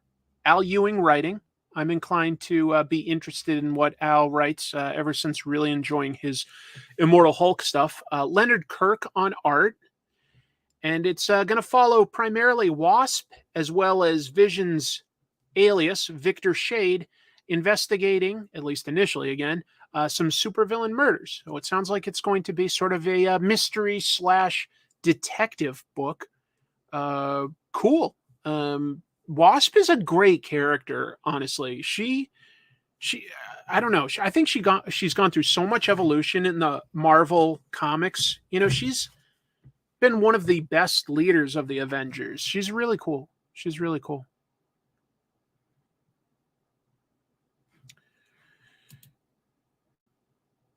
Al Ewing is a thumbs up for me. It's basically Avengers Human Target, maybe. Let's see. This looks interesting. Loved Immortal Hulk. Loved detective stories. The British Avengers? Oh, right. Right. The British TV show Avengers was two people solving mysteries. So that is kind of accurate. Yeah. Al Ewing is writing on a lot of books right now. Venom, Immortal Thor, and now this. Well, he's only writing half of Venom, right? But yeah. Yes, please. More mysteries. Right on. I want Al to write Fantastic Four with Jesse Lonergan on art and co-writer. Man, I'll be reviewing some comics soon. I think that Ryan North's Fantastic Four right now is fantastic, by the way. Fantastic. We've got a few more pieces of news I should keep going through. So why does DC publish so many Batman titles? If you have been to a comic book store in the last year, you have to have noticed that it isn't just Batman and Detective Comics and Nightwing and Robin and Catwoman, that they also have, Riddler Year One, One More Day, Batman White Knight, Batman meets Scooby-Doo, They've got tons of Batman titles. Well, Popverse actually looked into it just to see, like, first of all, are they creating more Batman books than they used to? And second, why are they doing it now as compared to why didn't they do it before? Because obviously it's to make money. But anyway, so just to be clear, Batman only became DC's #1 title around issue 500 in the 90s. Before that, Superman was basically always their main title. But after Dark Knight Returns by Frank Miller and the Batman movie in 1989, directed by Tim Burton, Batman became a lot more popular. And he's never really slowed down in his popularity. Former publisher Dan DiDio was interviewed by Popverse, and he said that he always had a rule where he kept the Batman titles to only 1/3 of DC's output because they didn't want to overly rely on one character. If something changed, it's risk management. You don't want to put all your eggs in one basket. You don't want to just be the Batman publisher. You've got other properties.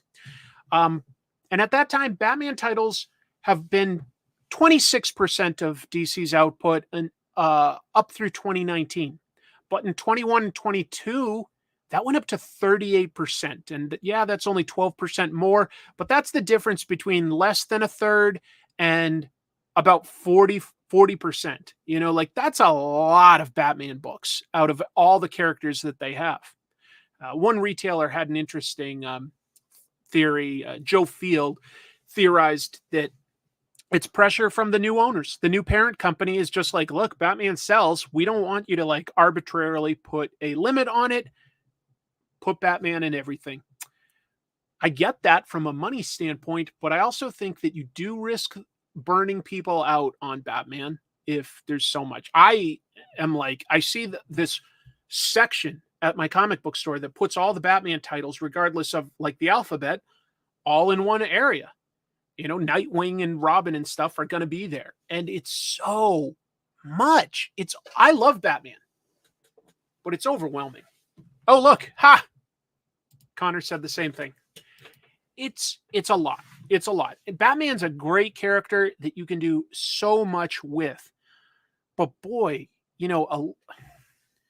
if you just keep pushing and pushing and pushing them, I get that audiences are buying it right now, but there's going to be a limit. There is going to be a limit. You don't want to hit burnout before you have to. You'd probably prolong Batman's popularity by doing a little bit less. I know that sounds counterintuitive because you're like, well, people will buy the Batman books, but you got to think long term as well, in my opinion.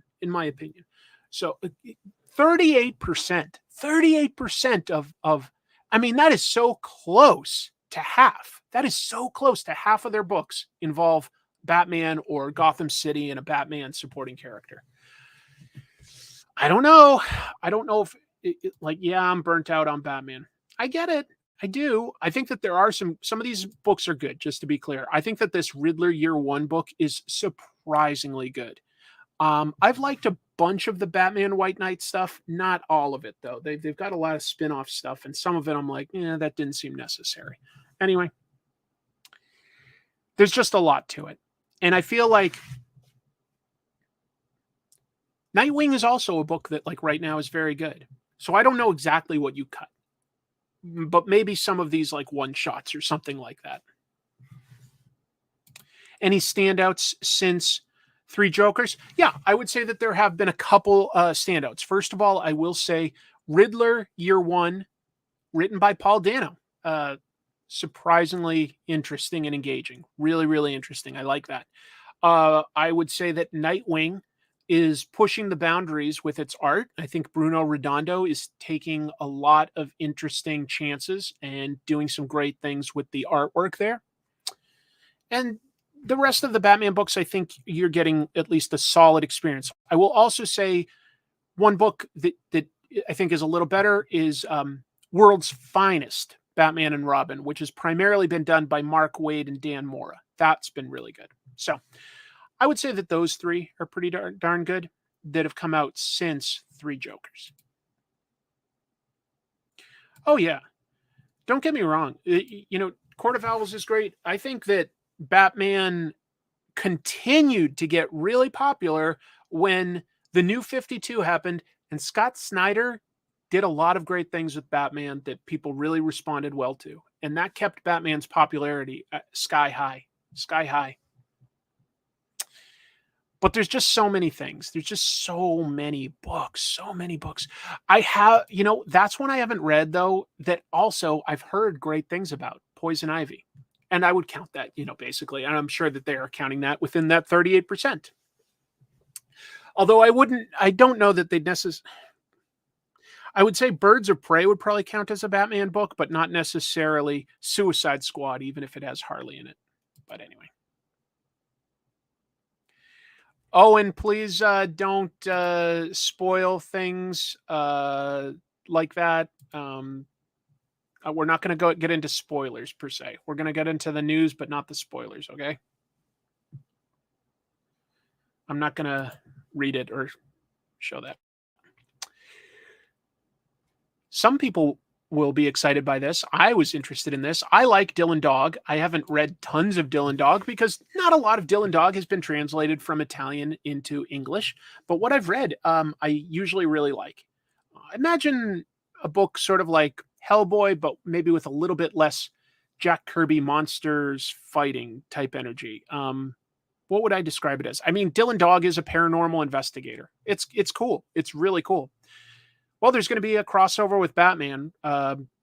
This has been announced for a while, but I guess it took a long time to get here because they did a prequel together back in 2019.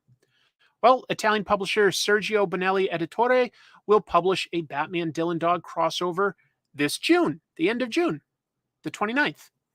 And it's called The Shadow of the Bat. It's going to be written by Roberto Recchioni, drawn by Further Deladera. And you probably know Further's work from Something is Killing the Children.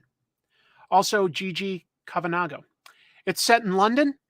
It's going to have Joker, Killer Croc, Catwoman. For some reason, Dylan Dog, his sidekick Groucho, and Batman are going to team up. Cemetery Man is sort of a Dylan Dog movie. Sort of a Dylan Dog movie. Not explicitly. Definitely inspired to a degree. But I would say that the main character there, even though visually he was the inspiration for Dylan Dog, doesn't quite act like Dylan Dog. But I do like Cemetery Man quite a bit. What a weird movie, but really good, really creepy. I would imagine, because it involves Batman, that we will get this translated. So, yeah. Yeah, it's hard to explain, and I don't know what the legalities would be here in America of using it. For whatever reason, Dylan Dog has a sidekick who calls himself Groucho, and visually he looks like Groucho Marx, but he, just to be clear, is not Groucho Marx, but he acts like him. It's pretty weird. It's pretty weird. Yeah, I really don't know how to explain that one. It's just sort of a character like that just exists in Dylan Dog's universe. Yeah, you'd have to read the comics. But I did make an episode about Dylan Dog once on Comic Tropes. If you're curious about the character, I think it's pretty cool. So hopefully you'll look that up. DC has a manga sampler, and they've tied how many copies stores can get on the sampler to how many copies of Batman that they order. So it's going to be a 40-page sampler that shows pages from these 3 manga that are currently coming out over in Japan. There's this Joker story where Batman gets de-aged into an infant and Joker tries to raise him as a father. There's Batman Justice Buster, which uses some sort of high-tech technology, blah, blah, blah. And there's Superman, where he, in between fighting crime, he zips over to Japan and tries out all sorts of different new restaurants. And I know that sounds weird, but these are all ongoing manga that are each doing pretty well. And it'll be 40 pages, giving you little bits of each of these, the sampler. Retailers are allowed to order copies based on how many copies they order of Batman issue number 900. And you can even order more, but you have to like order a certain number of 900 to be allowed to order this DC sampler. Eventually, this stuff is going to come out as full volumes. Each of these will be like 160 pages for $10. So the Superman one definitely sounds the most interesting to me out of all of these.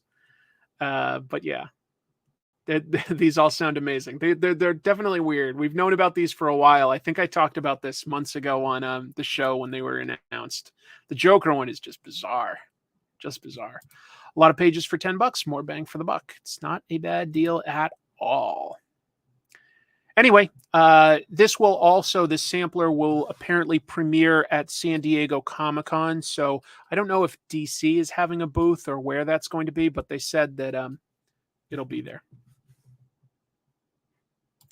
Who would pay for a sampler? You pay a small amount for 40 pages to see if you want to get the full volume. I don't think it'll cost very much, just to be clear. But anyway. Yeah, Superman trying restaurants and like food trucks and stuff like that.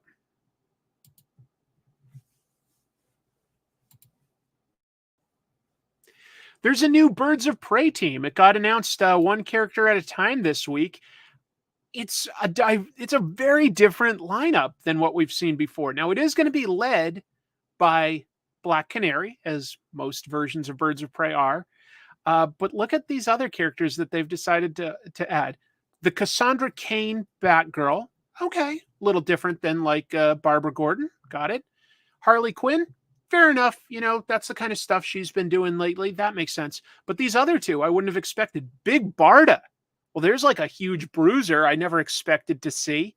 And then Zealot from Wildcats. So these 5 ladies are going to be the new Birds of Prey team. I have to imagine like the personalities of these have some interesting ways of like I think that Zealot and Big Barda might actually get along pretty darn well. But I don't know. It's going to be coming out in September, written by Kelly Thompson. I think she does a lot of great stuff. Art by Leonardo Romero. Nice, clean artwork. Very excited by that. Reminds me of stuff like Alex Toth. Yeah. Zealot, record scratch. I was not expecting that. Harley's resume is like a team joiner checklist. Maybe. But I think it's an interesting addition to this that does sort of make sense. I mean, she was in that movie that they called Birds of Prey. So yeah. Once Barda was in, I was down. Big Barda is a great character that's underused. Big Barda is really interesting and likable, has a really cool history, and is a real powerhouse that doesn't really get seen a whole lot in big events, whereas you'd think that she would. I don't know. Harley is like Wolverine for DC. She's just everywhere. She is. People like her, though. That's the thing. Let's see. She was always a knockoff of Wonder Woman, but fun character mixed in with grifter. I love Wildcats. Okay. Why did they keep trying to fold the Wildstorm universe into DC? I don't know about trying. I mean, they have. Jack Kirby was short into the forked headwear designs. Yes, he was. He was into symmetry. He's into symmetry. Yeah, it's an interesting take on how they drew Cassandra Cain's mask there with the sort of ears sticking slightly outward. That is very reminiscent of how Batman was initially drawn and even appeared in some early black and white serials. Remember Wildcats, Bart? It's back in Birds of Prey form. Hey, Rob. Not what I am used to for birds, but might be interesting enough to try. Well, I think if you're going to give it a shot, just know that Kelly Thompson has written some really cool comics, and they've come up with a very different team. The Birds of Prey team that Gail Simone wrote is pretty darn fun, actually, but they kind of get along almost too well, whereas I think that there could be some interesting conflict here. There could be some conflict. I like this from Victor. Dinah will have an ulcer from keeping Barda from killing Harley. Yeah, it could be. Let's see. Everything's coming up comic tropes. Was it a Great Millhouse? I don't know. Isn't it a lady that voices that character? I don't know. I think it was weird enough that I just wanted to show it. I think the art looks cool. I think that the writer is cool. I don't know tons about Birds of Prey other than having read the Gail Simone run way in the past. But I'll probably try this out. Because also, just to be clear, I found it very easy to try new DC books with the dawn of DC. Now, I haven't stayed with bunches of them, but I've been curious enough to try them. I just don't want to be reading everything. But yeah, I think it looks cool.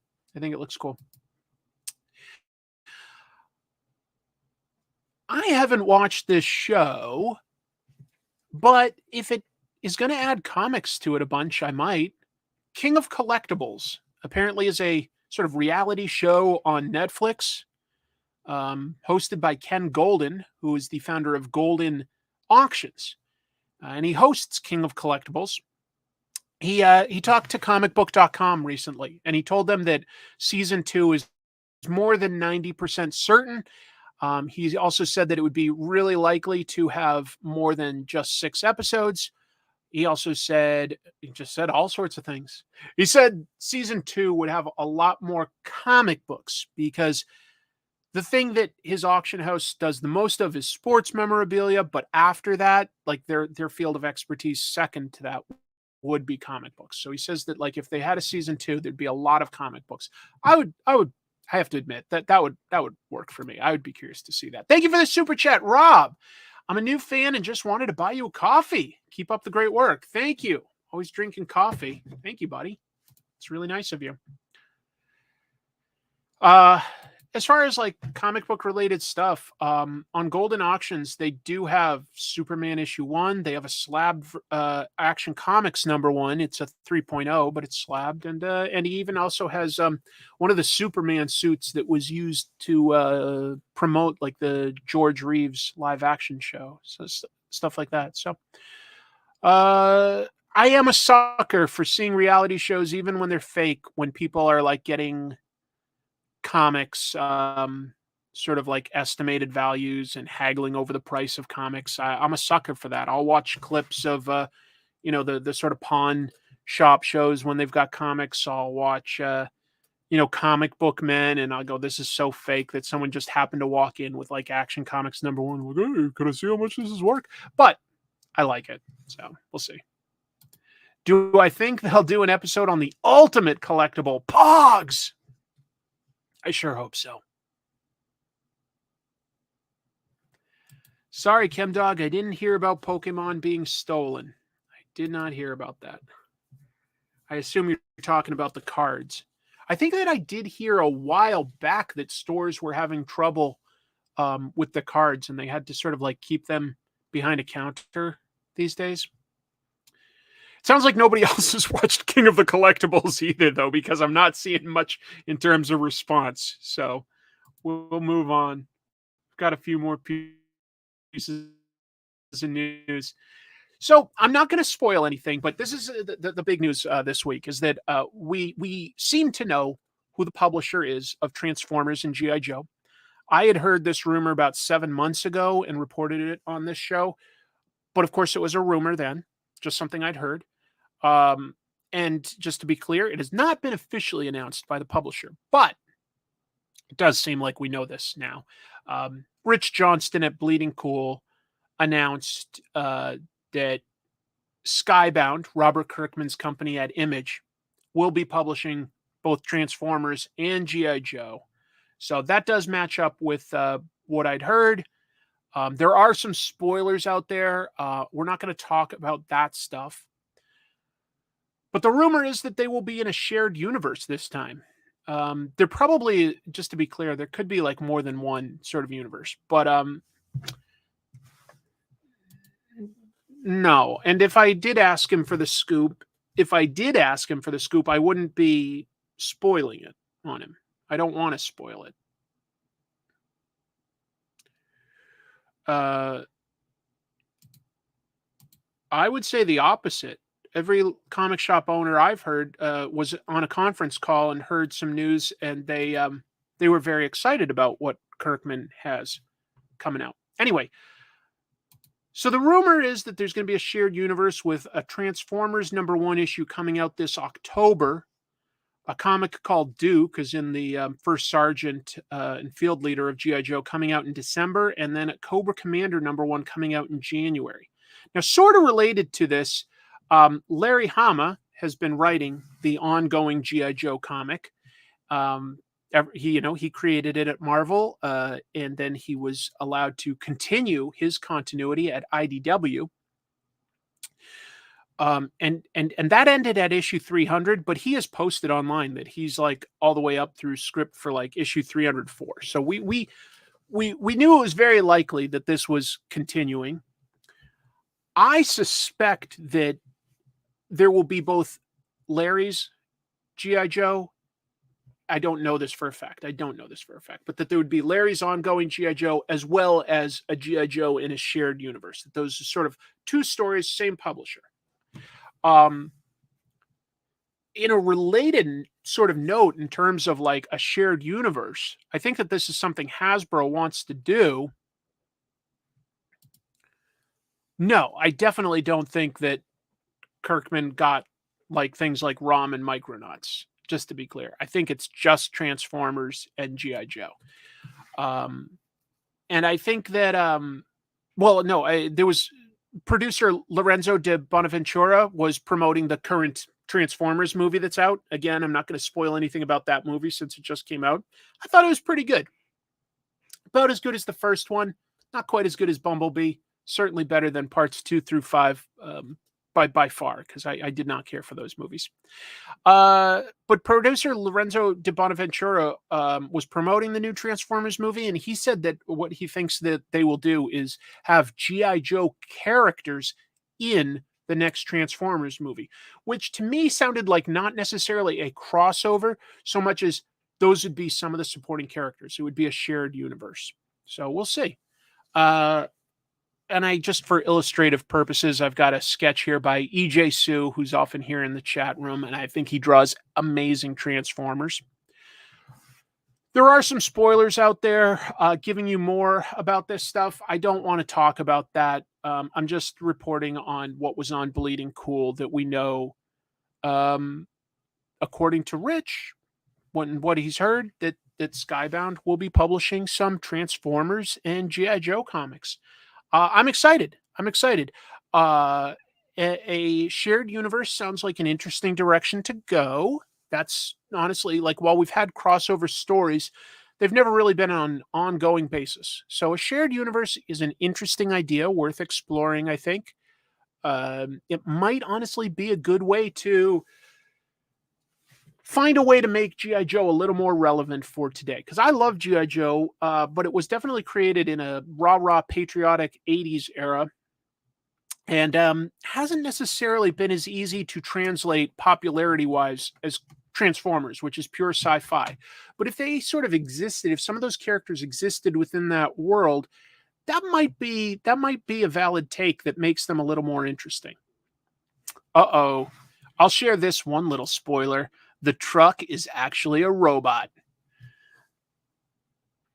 But if you are curious, I do like the latest Transformers movie. The characters are visually distinct from one another. I think all the Bay movies, like every Decepticon, was a big chunk of gray nonsense. You know, Nitro Zeus versus Starscream versus Galvatron, they all look the same. You couldn't tell them apart. In this movie, at least, they have like primary colors and stuff that can differentiate themselves. Anyway, and I also think that maybe it sounded to me, this is just speculation, but it sounded to me like Peter Cullen, the voice of Optimus Prime, might have been more engaged in this movie. I don't think he loves being an Optimus Prime that shouts like, "I'll kill you. You're going to die." You know, I don't think he loves saying stuff like that. And he sounded a little more engaged and like classic Optimus Prime in the latest one. How would I rate the latest movie compared to the other ones? Maybe second best, with Bumblebee far, far superior to all of the Michael Bay ones. The fridge, yes. Yes. That would be lovely to have the fridge show up as a G.I. Joe in the next movie. Hey, they want to bring Sergeant Slaughter in for a cameo, I would be all for it. I would be all for it. But I think that this, Transformers always does pretty darn well. G.I. Joe has like an engaged community, an engaged fan base, but needs sort of a boost to go to like the level that it used to be at. But I do think it's a brand worth working on. I love the characters of G.I. Joe. I really do. There's a lot of great characters. Peter Cullen said he hated recording on Bumblebee. He only had a very few lines in that one. I'm surprised. Anyway. Thundercats in a book? Well, that's not owned by Hasbro, so it's pretty unlikely. Pretty unlikely. They did him dirty on Bumblebee? How is Optimus Prime done dirty? He was very heroic in that movie. I'm really surprised. I don't understand that. Are you sure you're not thinking of like, say, The Last Knight or something like that? Because Prime was pretty unlikable in like some of the other movies. I thought that he was fine in Bumblebee, but he was also a smaller character. They could finally bring Rocky Balboa into G.I. Joe. Yes, yes. No, he's in the published issue of Order of Battle, where they have profiles for G.I. Joes, because at one point Hasbro was about to sign a likeness agreement with Sylvester Stallone and get the rights to Rocky Balboa as the G.I. Joe's boxing instructor. And he was going to be that's why they created the Cobra villain Big Boa, who was also a boxer, so that he would have an opponent.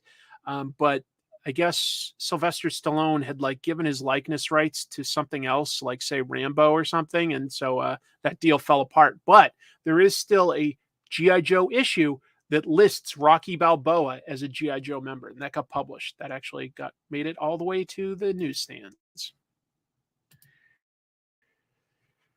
Two more pieces of news. I love Barry Windsor Smith. I've talked about him many times. Love Barry Windsor Smith. A very unique and impressive artist that really pushed what you could do with comics. Well, on his official Facebook page, it did mention that he suffered an ischemic stroke. My understanding is that's the one where like, oxygen isn't going to your brain, typically because of a blood clot is blocking it. He was in an ICU for 8 days, it said. And then he was there for several weeks doing rehab, but he is out of it now. He has been released from the hospital. He's back at his home in New York and recovering. Hopefully he's in good shape. No, I mean Rocky Balboa. I know what I'm talking about, especially when it comes to G.I. Joe. I think I know what I'm talking about. I'm not trying to be mean either. I know my G.I. Joe. The timing lines up for the Rambo figures to interfere with Rocky. Yeah, I'm pretty sure, if I'm remembering right, that's what it was. And Barry Windsor Smith is 74 years old, and I would say primarily he is retired from comics. He did release Monsters back in 2021. So that's a couple of years ago already. That book was brilliant. He'd been working on that for a very long time. Before that, he hadn't been doing much for about 10 years. He did before that, 2006, he had a few bits of new pages in 2004, 5, and 6. But yeah, so he hasn't really been doing a lot lately. But he is still with us. He's a great artist and writer. And I strongly recommend Monsters if you haven't read it. It's incredible. Really? I am really surprised that he had a problem with Bumblebee. I have no idea. No idea. Michael Lombardi, please don't spoil things like that for people. I'm talking about the news, but I'm trying not to spoil things for anybody. A-Team versus Godzilla. Please don't spoil things. That's nice. That's not nice. It's not cool. Last piece of news, and then I'm going to get into a few comic book reviews. This looked cool. I had not read these stories before, but boy, do I want to. Serial. It's a book about monsters that, come on. I mean, it's obviously a riff on the monsters that are on cereal boxes. Written by Mark Russell, who has done some amazing stuff. Most recently, I loved his Superman Space Age with the Allreds, Mike and Laura Allred. But if you ever get a chance to read his stuff like Flintstones or Snagglepuss, surprisingly deep. Surprisingly deep.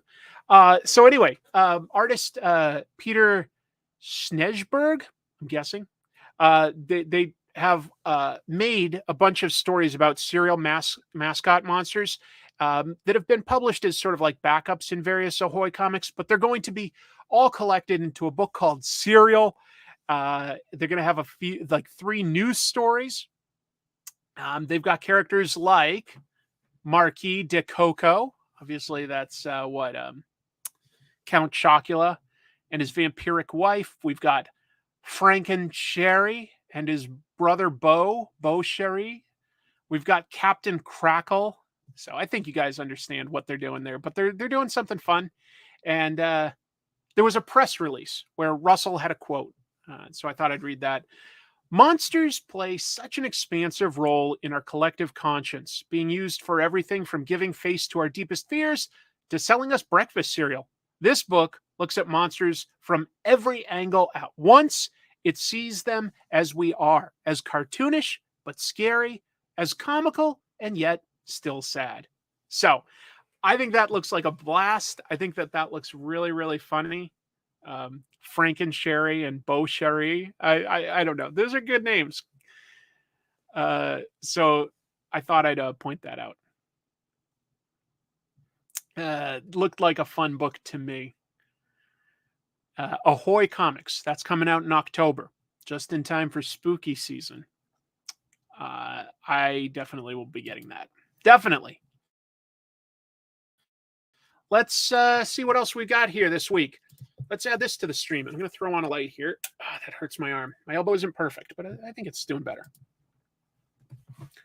Let me just blast through a few of these comics that I read this week. I won't go into super deep detail on most of these because, like, for instance, this is issue 9 of I Hate This Place. I don't want to recap the whole thing, but I do think that this is a good mix of horror and a little bit of comedy, some great character work from the main characters, and a cool mix of sci-fi and supernatural stuff happening. Really, really cool mix. Kyle Stark's writing, art by Artyom Topilin. I'm terrible at names. And these always also have a really nice essay at the back from my friend Benito Sereno. This one, he's talking about the history of home invasion horror in film. So I thought that looked pretty good.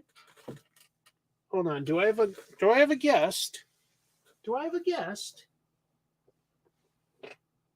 There is a kitty somewhere here. Where is that kitty? Kitty. Kitty has already run off. Similar, it's like hard to, catch you up by issue 15 of Nocterra. But if you haven't read this, I definitely recommend the trade paperback. Bye, Lily. Sorry, I would love to have a kitty guest, but didn't happen. Tony Daniel's art is very strong in this. My only complaint about this book at this point is I love the world building. I think that there's some good horror. I think that there's some good characters, but the character who used to sort of be a main character sort of became a supporting character halfway through, and her brother Emery sort of became the main character, which is fine, but tonally, I'm sort of having trouble adjusting. Because I was so used to like one character being the main one, Val. But Val sort of disappeared halfway through and then came back a little different, and Emery took over. It's not a problem that prevents this from being an enjoyable book, but I just wish that there was a little more time to gracefully transition Emery into the main character. But maybe it was just, that might be my expectations. I might have come in with expectations. Yeah, folks, I do have painted nails, but I didn't do this myself. I was mentioning it at the top of the show. My buddy at work literally bought a nail salon. Kudos to him. I want to be supportive. So I went and got like my first ever pedicure and manicure. Very relaxing, got some massage, and told them to go ahead and paint my nails. I chose the colors, and I just thought that it looked cool. And I still think it looks cool. So I might do this some more in the future. I don't know. I never thought I'd like it, but I think it looks cool. Thanks for being on my side, Kevin. Yeah, it was Val's story, hard to adjust to the shift, except looking back, Emery was always an important part of the book. And it is a good sort of twist to the story. I guess I just sort of had some expectations that like it threw me a little. Anyway, thanks for the compliments, guys. Adventures of Superman is pretty interesting. It is more multiverse stuff, which we're getting so much of in comics and movies. It can be a little much, but sometimes it's executed well, isn't it? I mean, I don't think anybody dislikes Across the Spider-Verse. They might be frustrated that there's sort of a to be continued and that there's more, but it's a great story, and that's a multiverse thing. I think that the Everything Everywhere All at Once was a fantastic movie at the beginning of this year. That's a multiverse thing. This is a multiverse where John Kent has been thrown into a parallel universe, and it's the Injustice universe from the video games and the comics. And the comics were actually written also by Tom Taylor. So he knows these characters pretty darn well, and he's having trouble coming to terms with the fact that, his father runs this world. Well, not really his father, but like this world's version of his father runs this place, and there's no crime, but like people are scared. So it's not perfect. Yeah. Multiverse stuff is popular. Let's get back Sliders. Right. Sliders. I watched the first season of that. Blood Orphan said, love the Derek Robertson art in this issue. I wish he was doing the entire run. A lot of people love Derek Robertson, especially his work on The Boys. I think he does well in this. I like Derek Robertson. I don't love Derek Robertson, but anyway. Next time, think about autumn colors. It's an interesting idea. I went with the colors that I like. I like grays and blues for colors. Those are the colors I like, and I like dark colors, but maybe. It's an interesting story, though, folks. It's John Kent dealing with alternate versions of people he considers both friends and enemies. What's Lex Luthor like in this world? What is Nightwing, his mentor, like? Things like that. It's interesting. It does work. And while all of this is going on, he's also seemingly developing slightly different or new powers. So some interesting things going on. I wouldn't say TARDIS blue. I just sort of wanted an accent, and that was sort of a darker shade of blue that like wasn't navy blue that worked for me. Anyway, thanks for asking it, folks. I got the latest issue of Batman because I've often liked Chip Zdarsky. I like this run okay, but I might be able to move on soon. Batman has come back from a multiverse adventure here, and it looks like this is mostly a place-setting episode.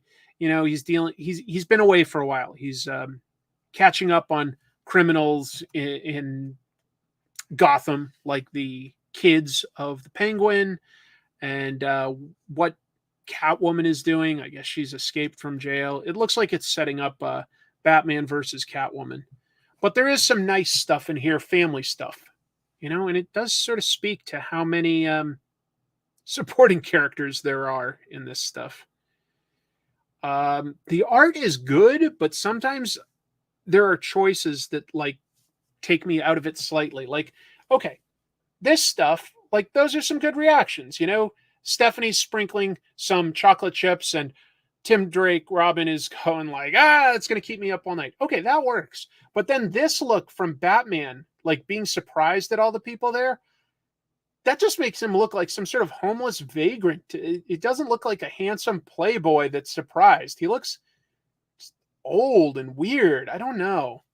I think that I need to read Chip Zdarsky's Daredevil run instead, because I've only heard good things about that.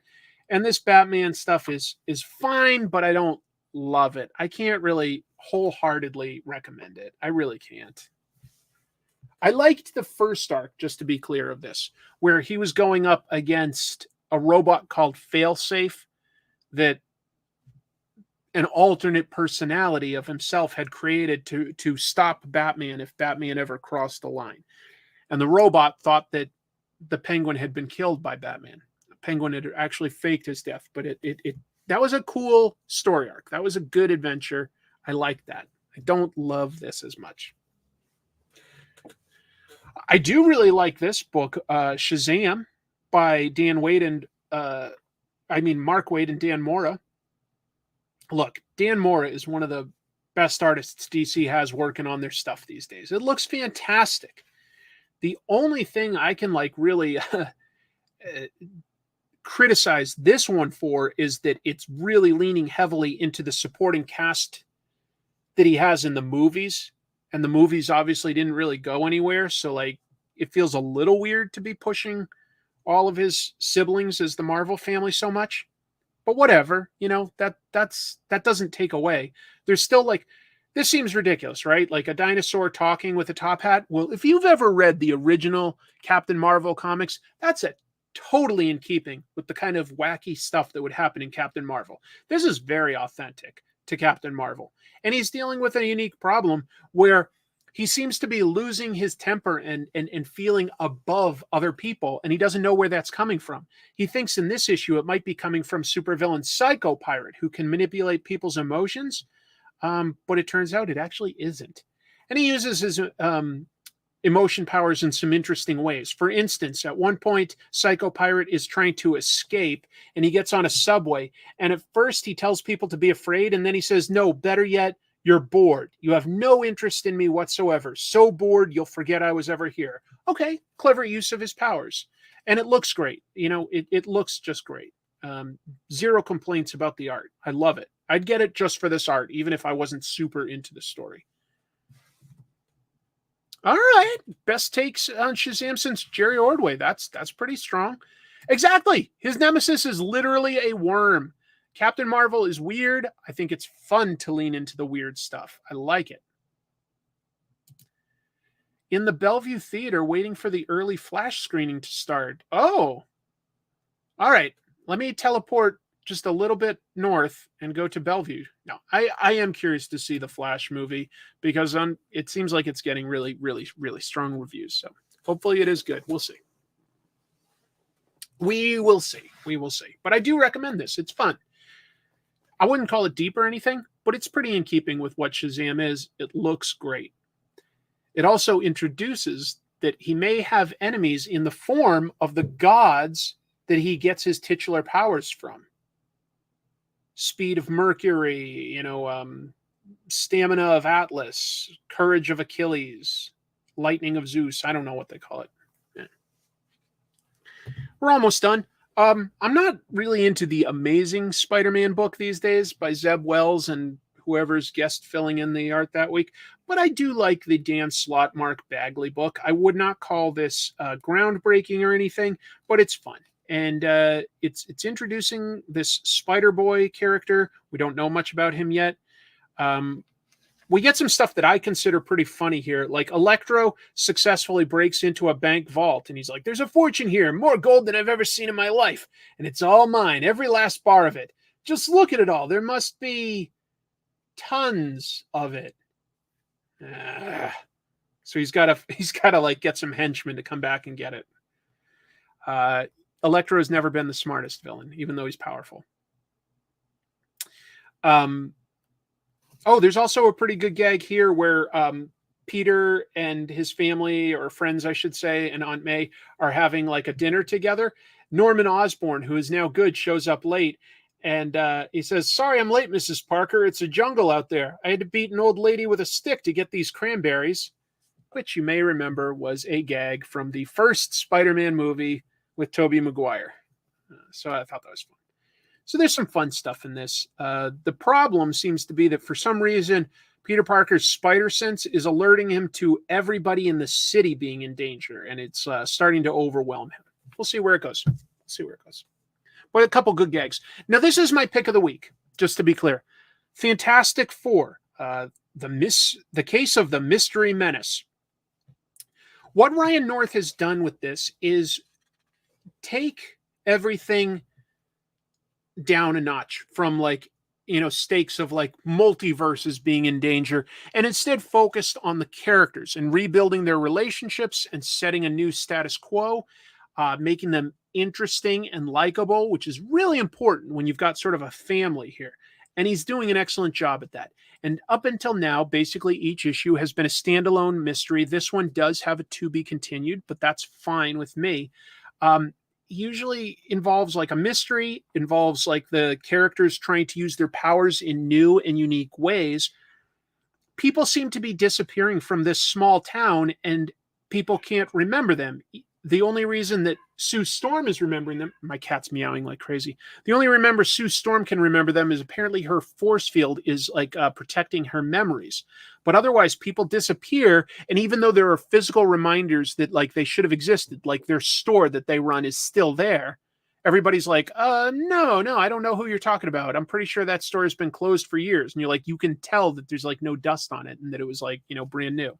So there's an interesting adventure here with an alien that can like sort of capture people, make them slaves, and then make everybody forget that they existed. Just sort of a very Doctor Who type of menace and very Doctor Who-esque in terms of mystery of the week. But boy, am I enjoying this. Boy, am I enjoying this. Fantastic Four is definitely my pick of the week for what it is worth. What is making Amazing Spider-Man so bad? First, it's been going really slow. It introduced that everybody was mad at Peter Parker, and it took 2 years to basically find out why. It took 2 years to sort of fill in that backstory. And then they're just doing weird things like, killing off other superheroes in Spider-Man's title and making it like more about him, even though it should be about the death of that character. So, and then like, I like John Romita Jr.'s art, but he kept having fill-in artists. So I don't know what's going on. I don't know. Zeb Wells has written some really good comics before, to be clear, and he can be very, very funny. So he should be a good fit, but I'm not feeling this run. I feel like he's distracted or something. Whoops. I meant to hit remove. There we go. I don't know. It's just not working for me. It's just not working. But usually most of the superhero stuff doesn't work for me, to be clear. There's always some stuff that's really, really strong. And I'll say that like Fantastic Four is really, really strong for an ongoing superhero book. And then there's some stuff that's more sort of like, maybe we'll call it like mid-tier or something. Like nothing against Chip Zdarsky. I'd call this sort of like mid. And then there's like plenty of stuff that's not so good, but it's in the eye of the beholder, right? Some people will like certain things more than others. It's going to connect with somebody. But yeah, I don't love Amazing Spider-Man right now. The regular just Spider-Man, I do think is kind of fun. I'm having fun with it. It's not great, but I like it.